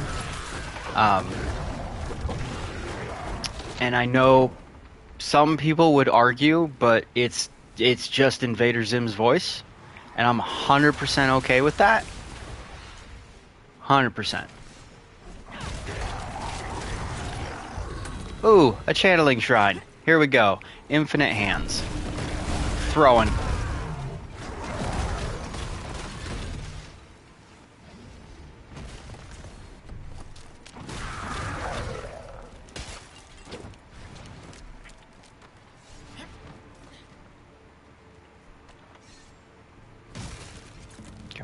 Come on. There we go.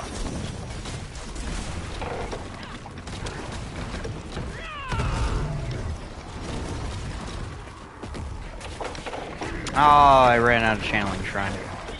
Oh well.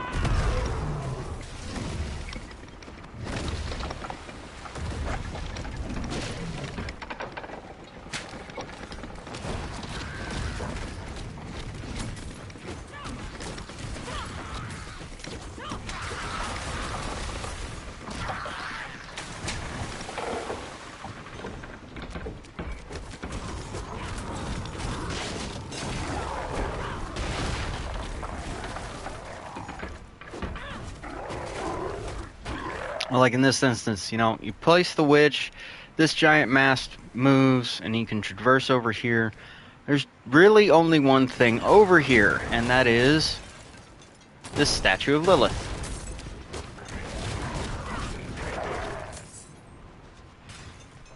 But where we actually need to go is the opposite direction, where the bridge fell.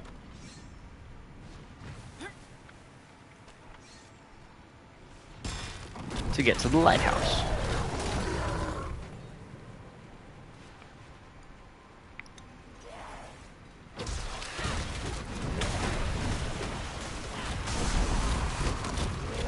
And I am totally going to help with that. You can also, if you want, just pull up a guide at some point. I don't know if you've heard of it, but effectively all of the top streamers for the different ARPGs got together and made a website. It's called maxroll.gg. And that has literally all the resources for basically everything. It's really, really useful.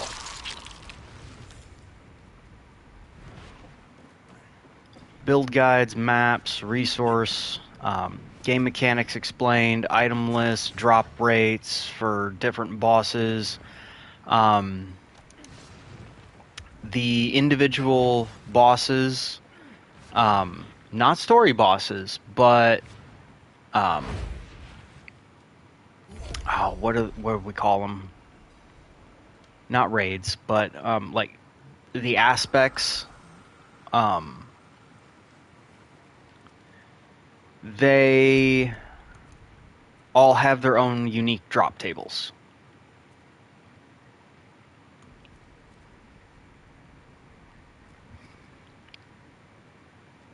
So once we hit 60, we can actually start hunting those guys down. You know? And not just an achievement on that, every single one of the statues of Lilith give either a skill point or a stat point increase. Plus, they help with this stuff, which is your rewards. The bottom row on those rewards are actually permanent unlocks. And there are some for every region.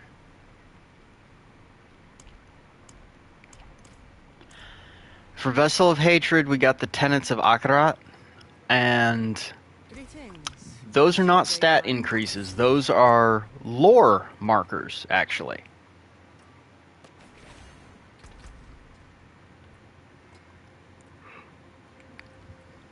I really gotta stop yawning.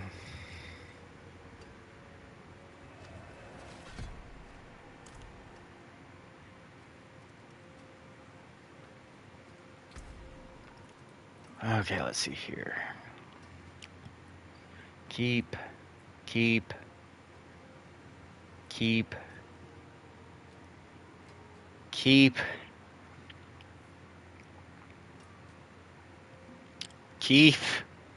That's imprinted. That one we can get rid of, and that one we keep. So this. Let's see here. No. No.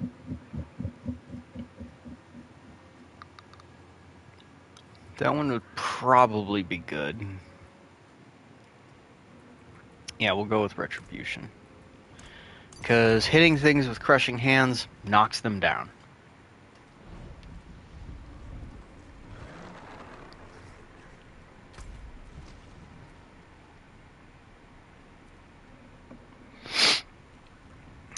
We'll run dungeon real fast. We're just about ready for another whisper. That reminds me, I am, at least for tonight's stream, Rebecca, I am purposely not going to the tree. Because I want that to totally be a surprise for you.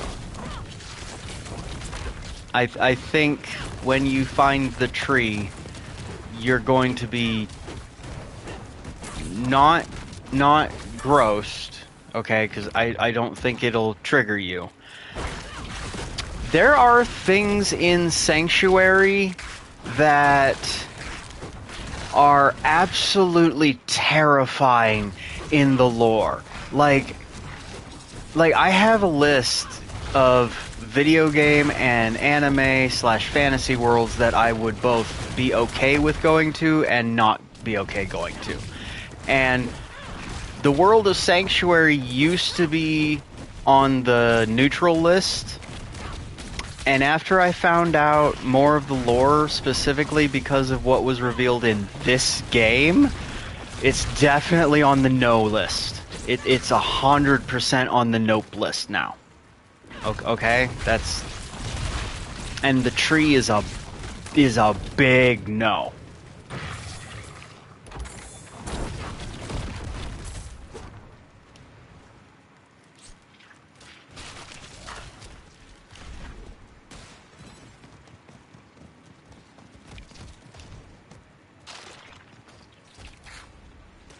Like, we had an entire season revolving around the Tree of Whispers.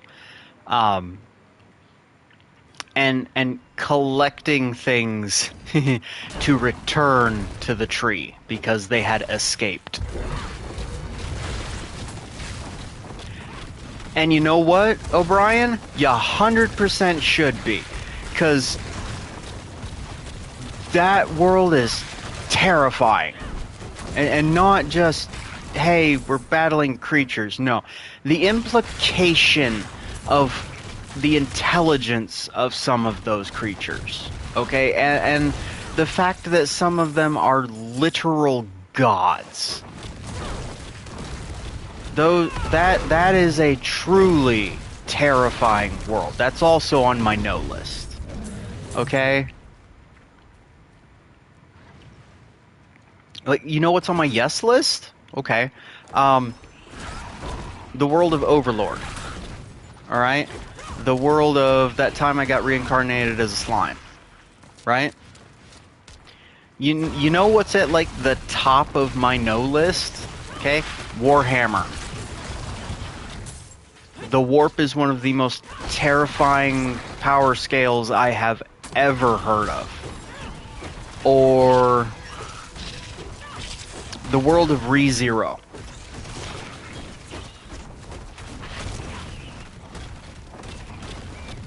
Pokemon. Those are all on my no list.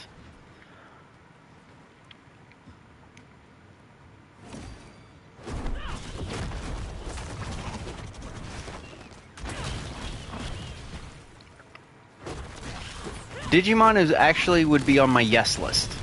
Or my neutral list, I should say.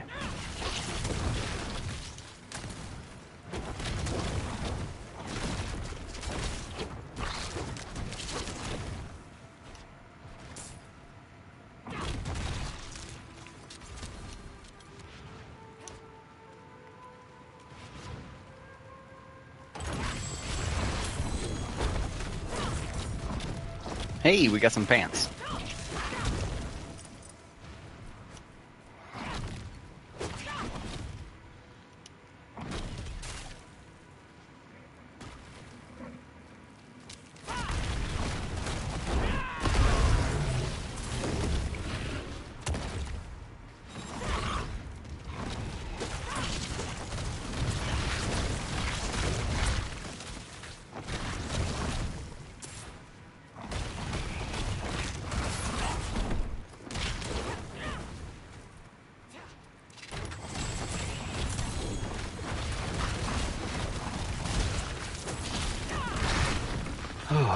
Oh boy. Hey, we got another level in Vijay. Oh hell yeah. Like, Ainz is a cool dude, honestly, when he's not trying to showboat so that he makes the creations respect him and, you know, trying to live up to their expectations of him. Like, 100%, if I got brought to that world, I wouldn't care if I got power or not, you know? Because the first thing I would do is just go to Nazarick, and just, you know, talk. And let him know that I get it. You know, middle management sucks. You know, want to vent? Send everybody else away. Let's just have a chat. I'll take a lemonade. Let's go. Look, there's a strong argument to be said that there is in fact a possibility that the majority of humans in Pokemon's universe aren't even real. Okay? Or that there could legitimately be a large portion of them that are Dittos. Okay?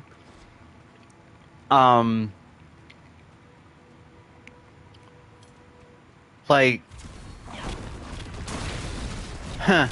Mew was scary enough, and Mewtwo was scary enough being legendary Pokemon in Gen 1. And that was involving, you know, the 3 legendary birds. That's really all we got. You know? And then Gen 2, we got Ho-Oh and Lugia and the 3 dogs. And the most terrifying aspect of any Pokemon to date at that time, which was Celebi. Okay? And I know, the cute little grass pixie wouldn't seem terrifying at first, till you realize that its power was literally the ability to manipulate and control point events in time. And it could travel freely to all aspects of the timeline, changing whatever it wanted to, so that it could... Aw, that's adorable.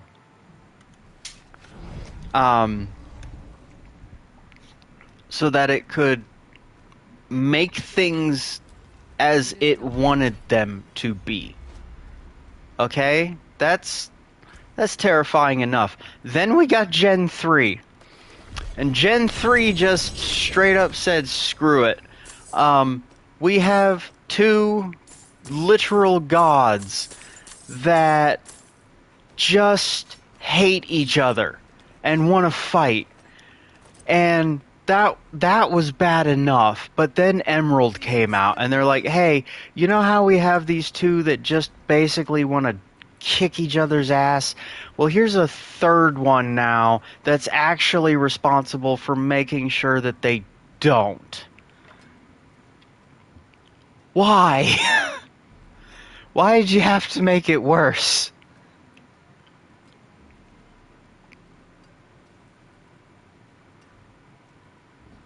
That's not a bad one. That's Concussive Stomp. Scourge is good, but we want Ferocity.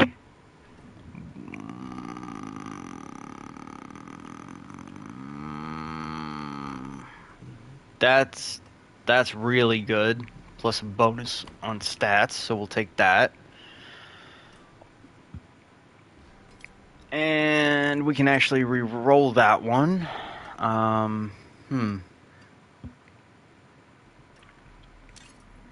We'll equip that one, but we'll change the aspect on it.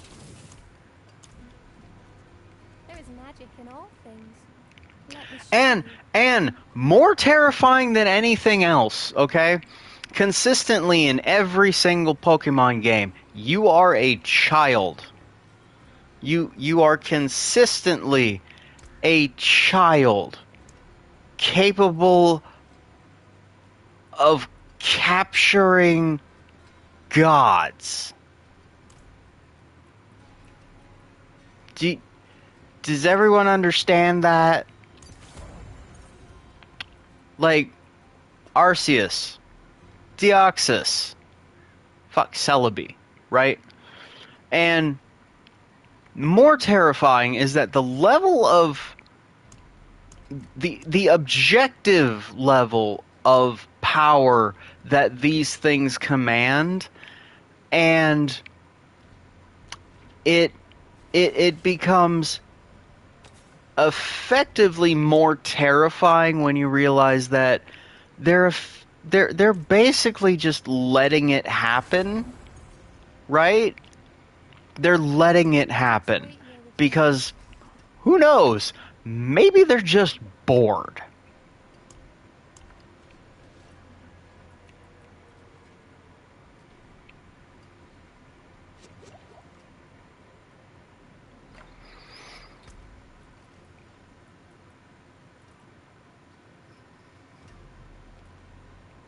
I just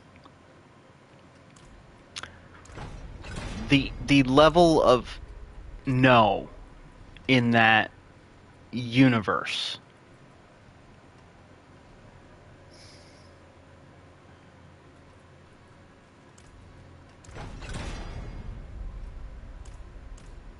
I mean, don't get me wrong. Digimon's probably not any better in truth, but on the flip side, if you get pulled into the digital world, you no longer, have to worry about a lot of things. And you get cool Digimon to talk to.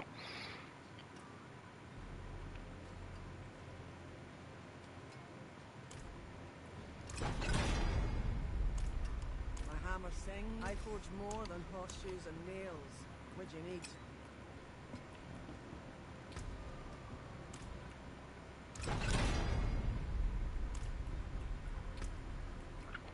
Or, like Season 4, you can transform into Digimon, which that would also be awesome.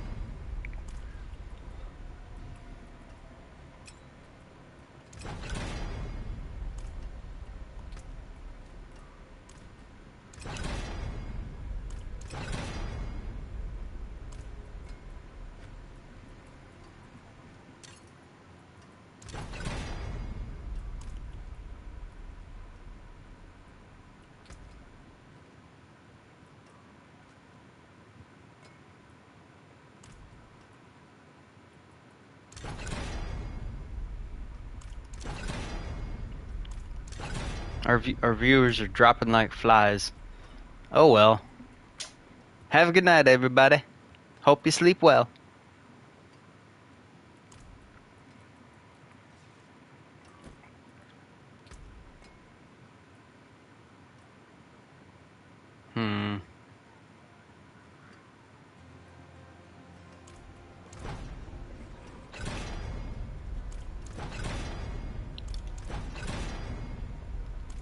Hey, finally got just the movement speed. Nice.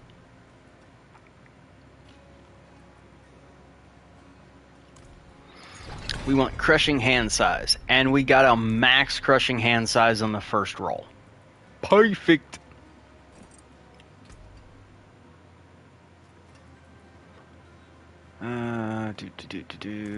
We want resolve generation. There we go.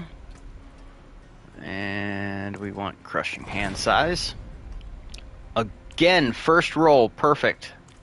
Maximum. Woo!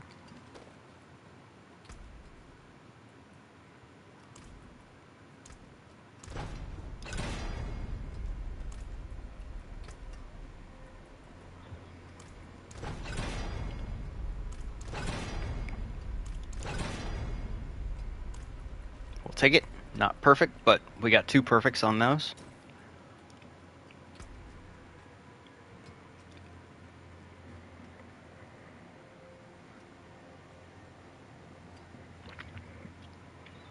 Right. Digimon is just, I am a monster from the computer. That's super simple, super basic, no confusion. You're a monster? Yeah. Are you from the cyber world? Yeah. Cool. You're a Digimon. Oh, you just happen to talk and love to cook. Perfect. Let's go. I like fried rice.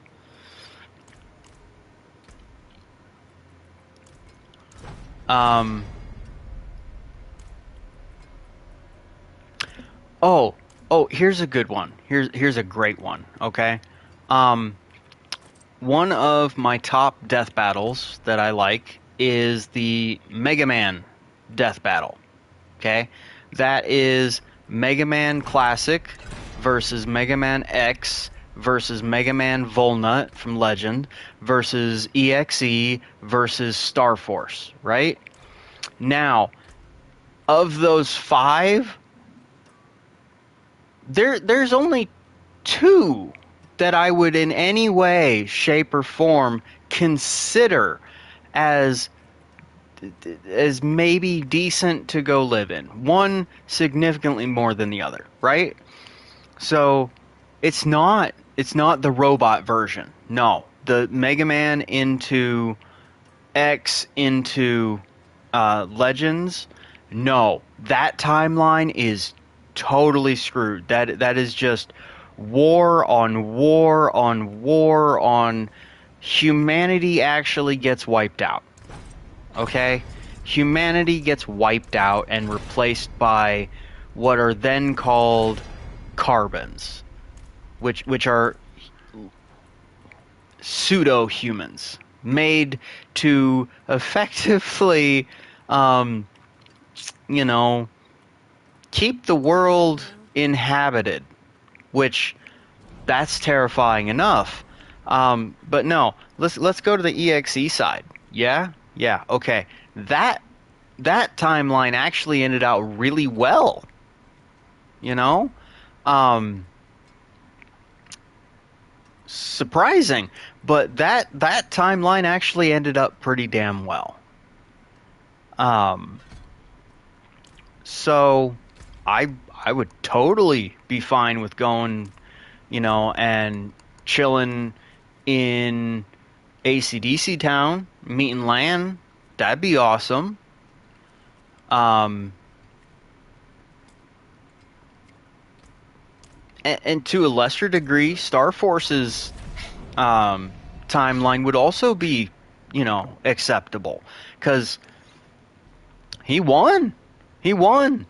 And everybody actually had a good ending, except for his dad.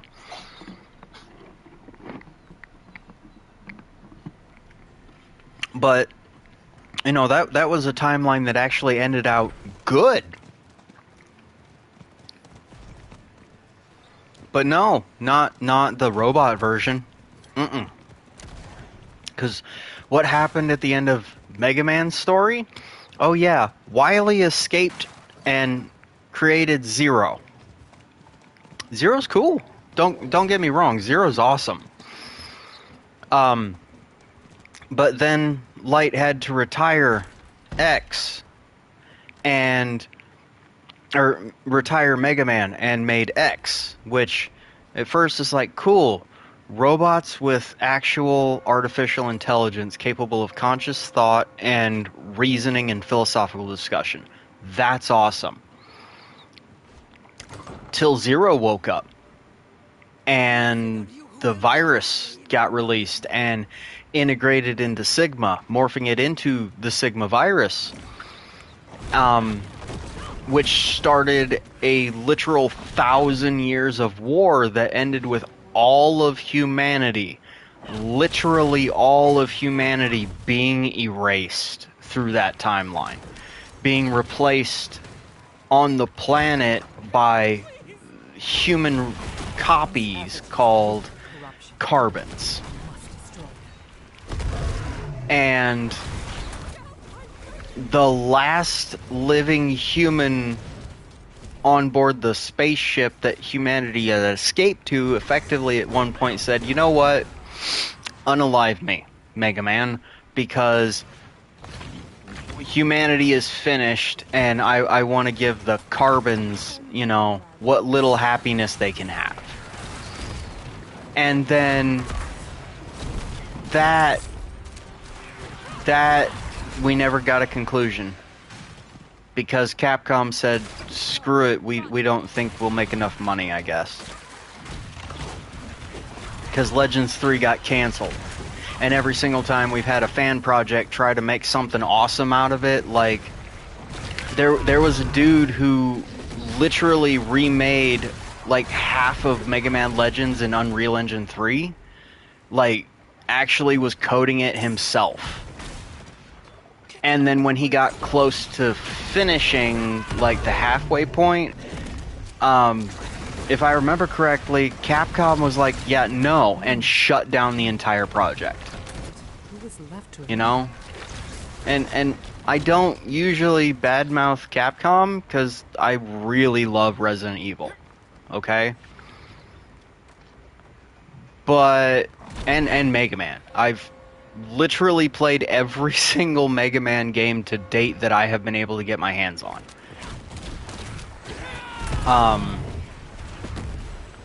But I want to see Legends 3. Because, I don't know, maybe it actually changes the storyline in some significant way, and maybe there is a happy ending for the Carbons and whatnot. And Mega Man, who at the end of Legends 2 is stuck in space and ends the game by saying, "Don't worry, Roll's gonna come save us."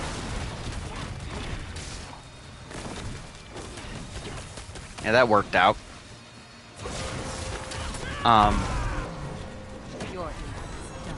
Did you get a moth bow?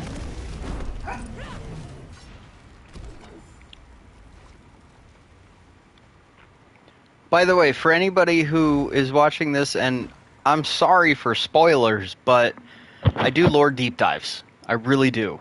On at least on worlds in which I am interested. Okay? Buster. Hush.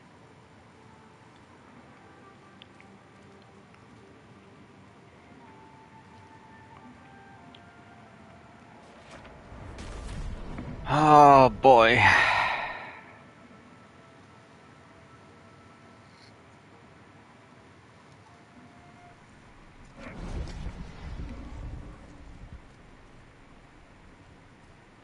But to be clear, the overwhelming majority of anime worlds which would be considered things of an isekai nature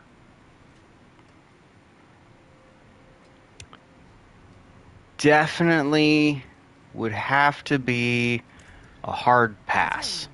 How shall I guide my hammer? Because you'd think at first it would be cool, you know? And some of those things do have really interesting premise. But once you actually got into those worlds and were forced to contend not just with the power scales or the fact that you might not get, you know, a super useful ability that was main character-esque. Like,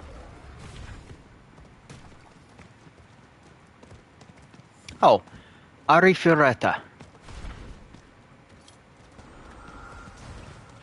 He got the appraisal skill, you know? That's not a main character skill. And did he actually use that skill to break the world? No. No, he did not. What he actually did was go, "Oh, this is a really rare rock that I found by complete chance where I got thrown after being 100% betrayed by a jealous classmate." You know? And what did he do to get powerful? He got super lucky and found a pool of holy water, or miracle cure. And after eating monster flesh, fell face first into it, which is the only thing that saved him, was being able to passively consume that without realizing it. It healed him and saved his existence. Okay? But that... No. It's not cool. Those are terrifying aspects. Those are worlds in which literally everything wants you dead. There's no... For an overwhelming majority of case, there is no happy ending. There's just fighting until you eventually lose. You know? And that's not cool. I don't want to be Goku. Yeah, that's exactly what happened. And he was in absolute agony as it was happening because, well, what happened right before that? Oh yeah, his arm got torn off by a giant bear that could throw air scythes.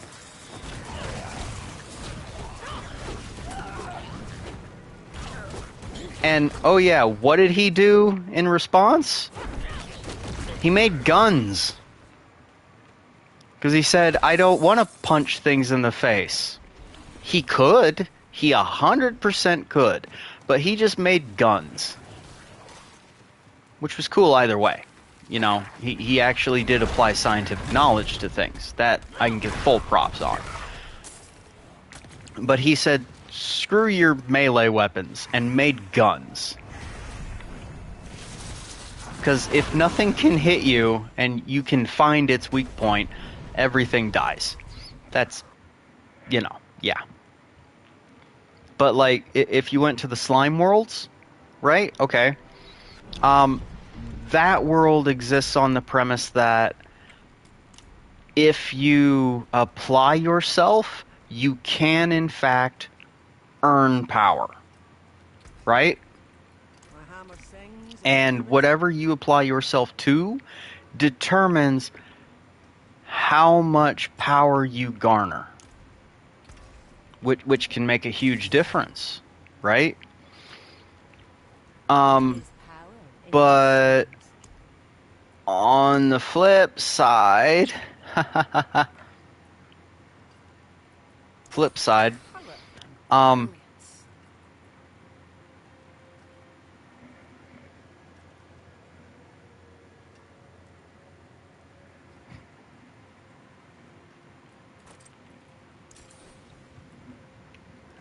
brilliant. um, you can summon demons, right? And you're contending with demons and people who just want you That's dead what I do. all the time. And there's no guarantee that you get a good power. There's a full out chance that you train and train and train and end up with something 100% that you consider useless.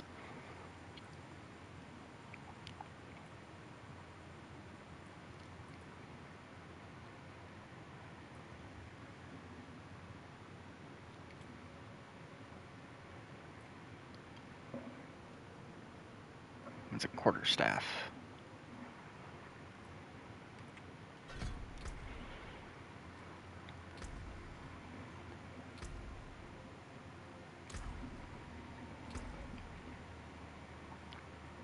Or that time I got reincarnated as a spider.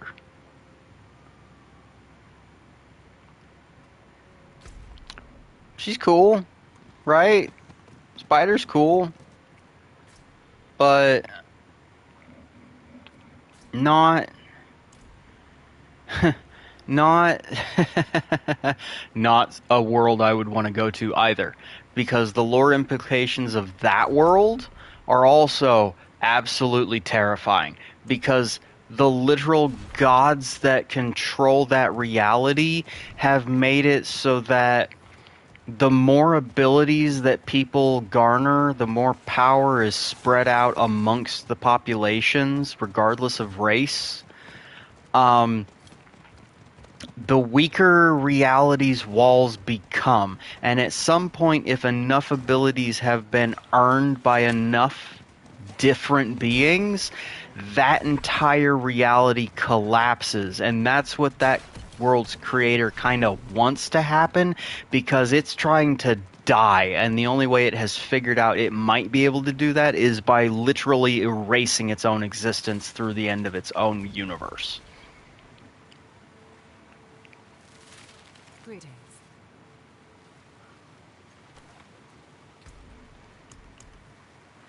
So anyway, here we got a boss fight in 10 minutes. So while that's happening, I am going to take a quick break. Okay, I will be right back. I'm not turning off the stream, but I need to, you know, use the restroom and take care of some stuff real quick. So I will be right back.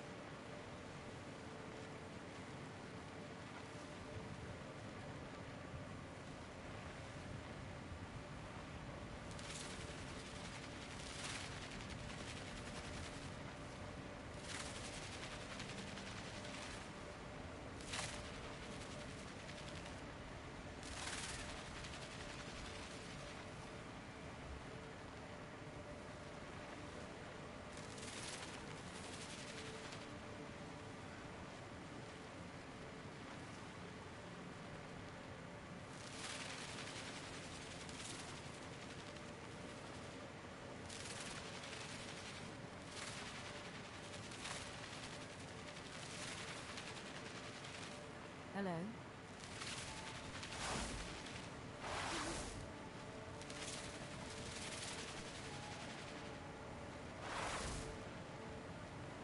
Greetings. Hello.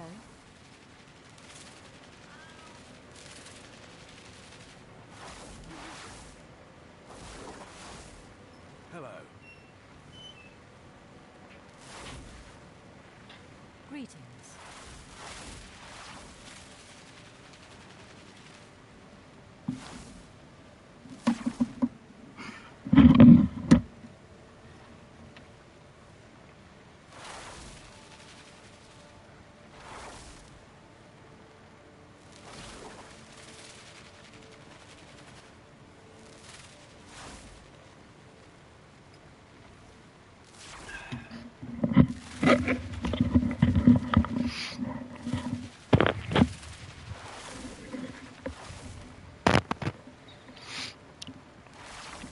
All right, I'm back. Okay, quick deep dive then for Diablo. Right? Let's get deep into like the beginning of Diablo for just a second, right? So, straight up, Diablo is a monotheistic world. 100% monotheistic. Okay? It does not matter what the humans in Sanctuary believe or want to believe comes into Sanctuary, or the 1,000 gods of the monks. None of that is real, okay? Because those are all manifestations of thought of humanity. That's terrifying in its own aspect. But real serious here, okay? The original god that created the universe of the Diablo worlds didn't create anything. It just existed in a great void, okay? And then one day it decided, you know what? I've got two aspects to myself. I've got good, I've got evil. I don't like that. So I'm going to rip all of the evil out of myself, which created two gods. Gods here. Being Anu and Tathamet, right? And they couldn't stand each other, so they fought. And those two fought, and I mean really fought, to the point that they legitimately tore each other into itty bitty pieces, okay? And this created heaven and hell. They're not above and below. What they are two separate dimensions that exist like in the infinite void, and they touch, okay? And nobody likes each other. Angels and demons don't like each other at that point. And Tathamet falls through the burning hells, creating the burning hells, and falls all the way into what would be considered the bottom, right? And its body is completely destroyed. And at the bottom of the burning hells, you have this great pit of black, boiling blood, from which all demons crawl out of when they are spawned, okay? You kill a demon, it doesn't die. It just swims out of the ooze once more. Different than it was, but still itself in essence, right? And the 7 evils, okay, the 3 primes and the 4 lessers, they are the most powerful aspects of Tathamet, okay? Being terror, hatred, destruction, sin, lies.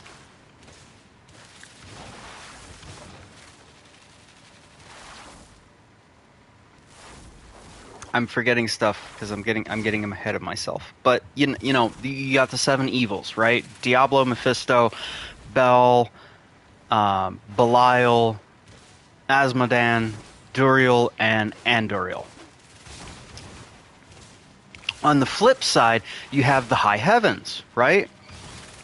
So anybody who has played Diablo 3 and we went to the high heavens, you saw the high arches, right?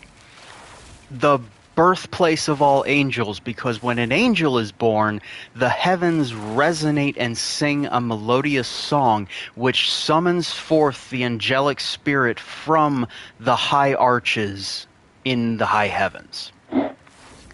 Those are Anu's shoulder blades. Those are straight up his shoulder blades, okay? And the world stone, that's his left eye. That's his left eye. The right one was destroyed. That was another world stone, but it got destroyed a long time ago. Like we're getting into weird stuff and body horror in some cases for Diablo, right? So wow, just no. And Sanctuary,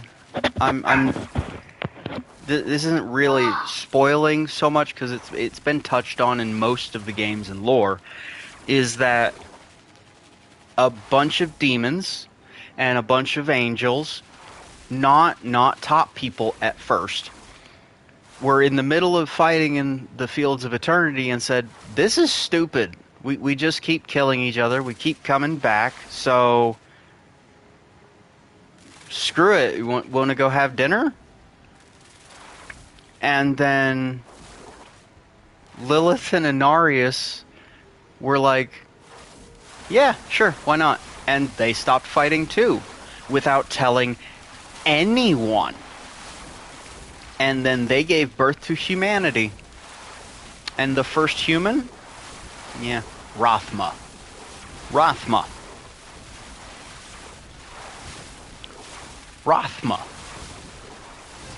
The first necromancer was the first human.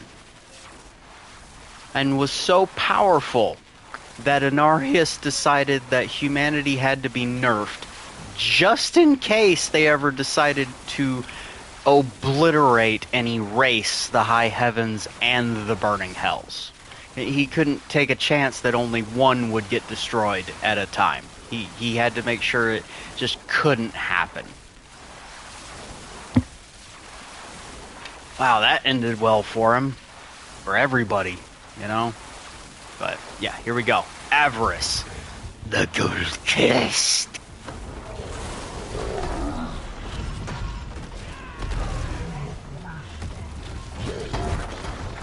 And, Rebecca, you'll notice that there's a bunch of other people here. I did party up with 3 randos that I found right here, and I will be breaking that party right after the fight is done.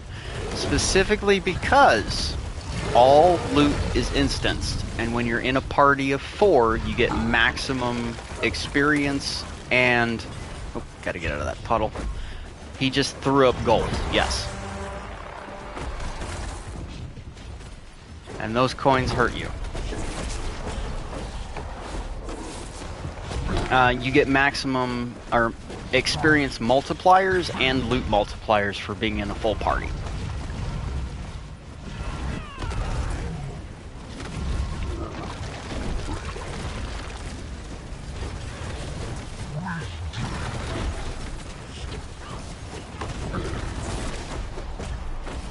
And it is not noticeably faster, but it is slightly faster to revive a player if they are in your party.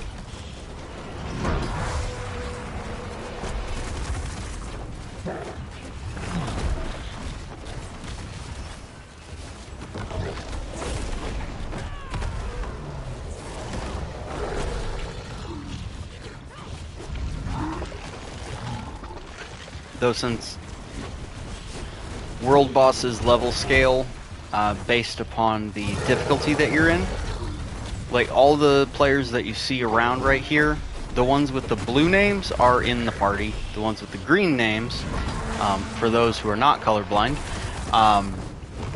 they are just randoms that I am playing with.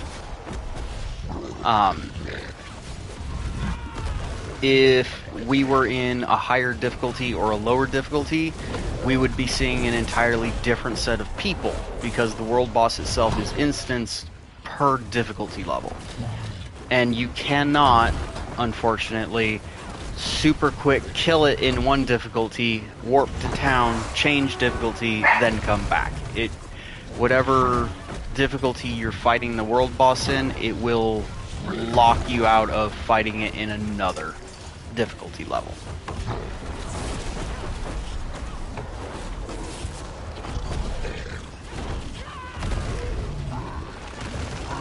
You notice he's got a massive hammer, right? And he keeps vomiting gold. And his left arm is a stump in which he has his giant chest chained to him.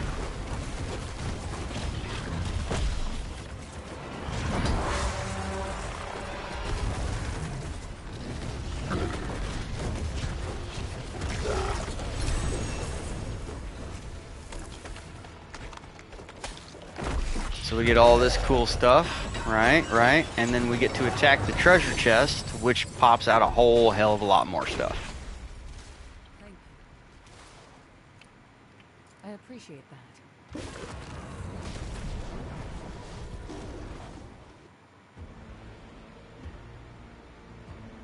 So, woohoo! We got a world boss tonight. There we go.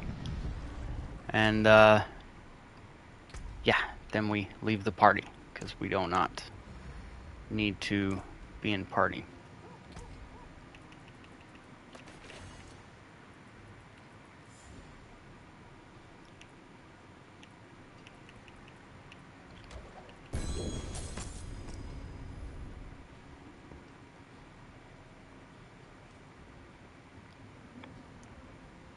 Damn, another perfect. Wow.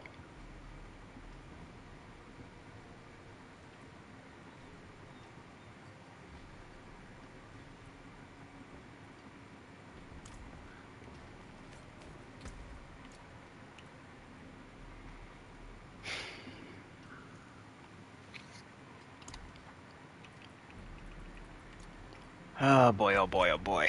Okay, I'm gonna clear my inventory, and then I know it's not what some of you want to hear. But I am completely exhausted. So I think that's where I'm gonna call it tonight. I'm very happy to be back. It's been almost 3 months. Thank you all for joining me. I hope you all have a wonderful night. And remember, treat yourselves well, treat each other well, and be kind, both to yourselves and to those around you. Smile can do a lot for someone. Have a wonderful night.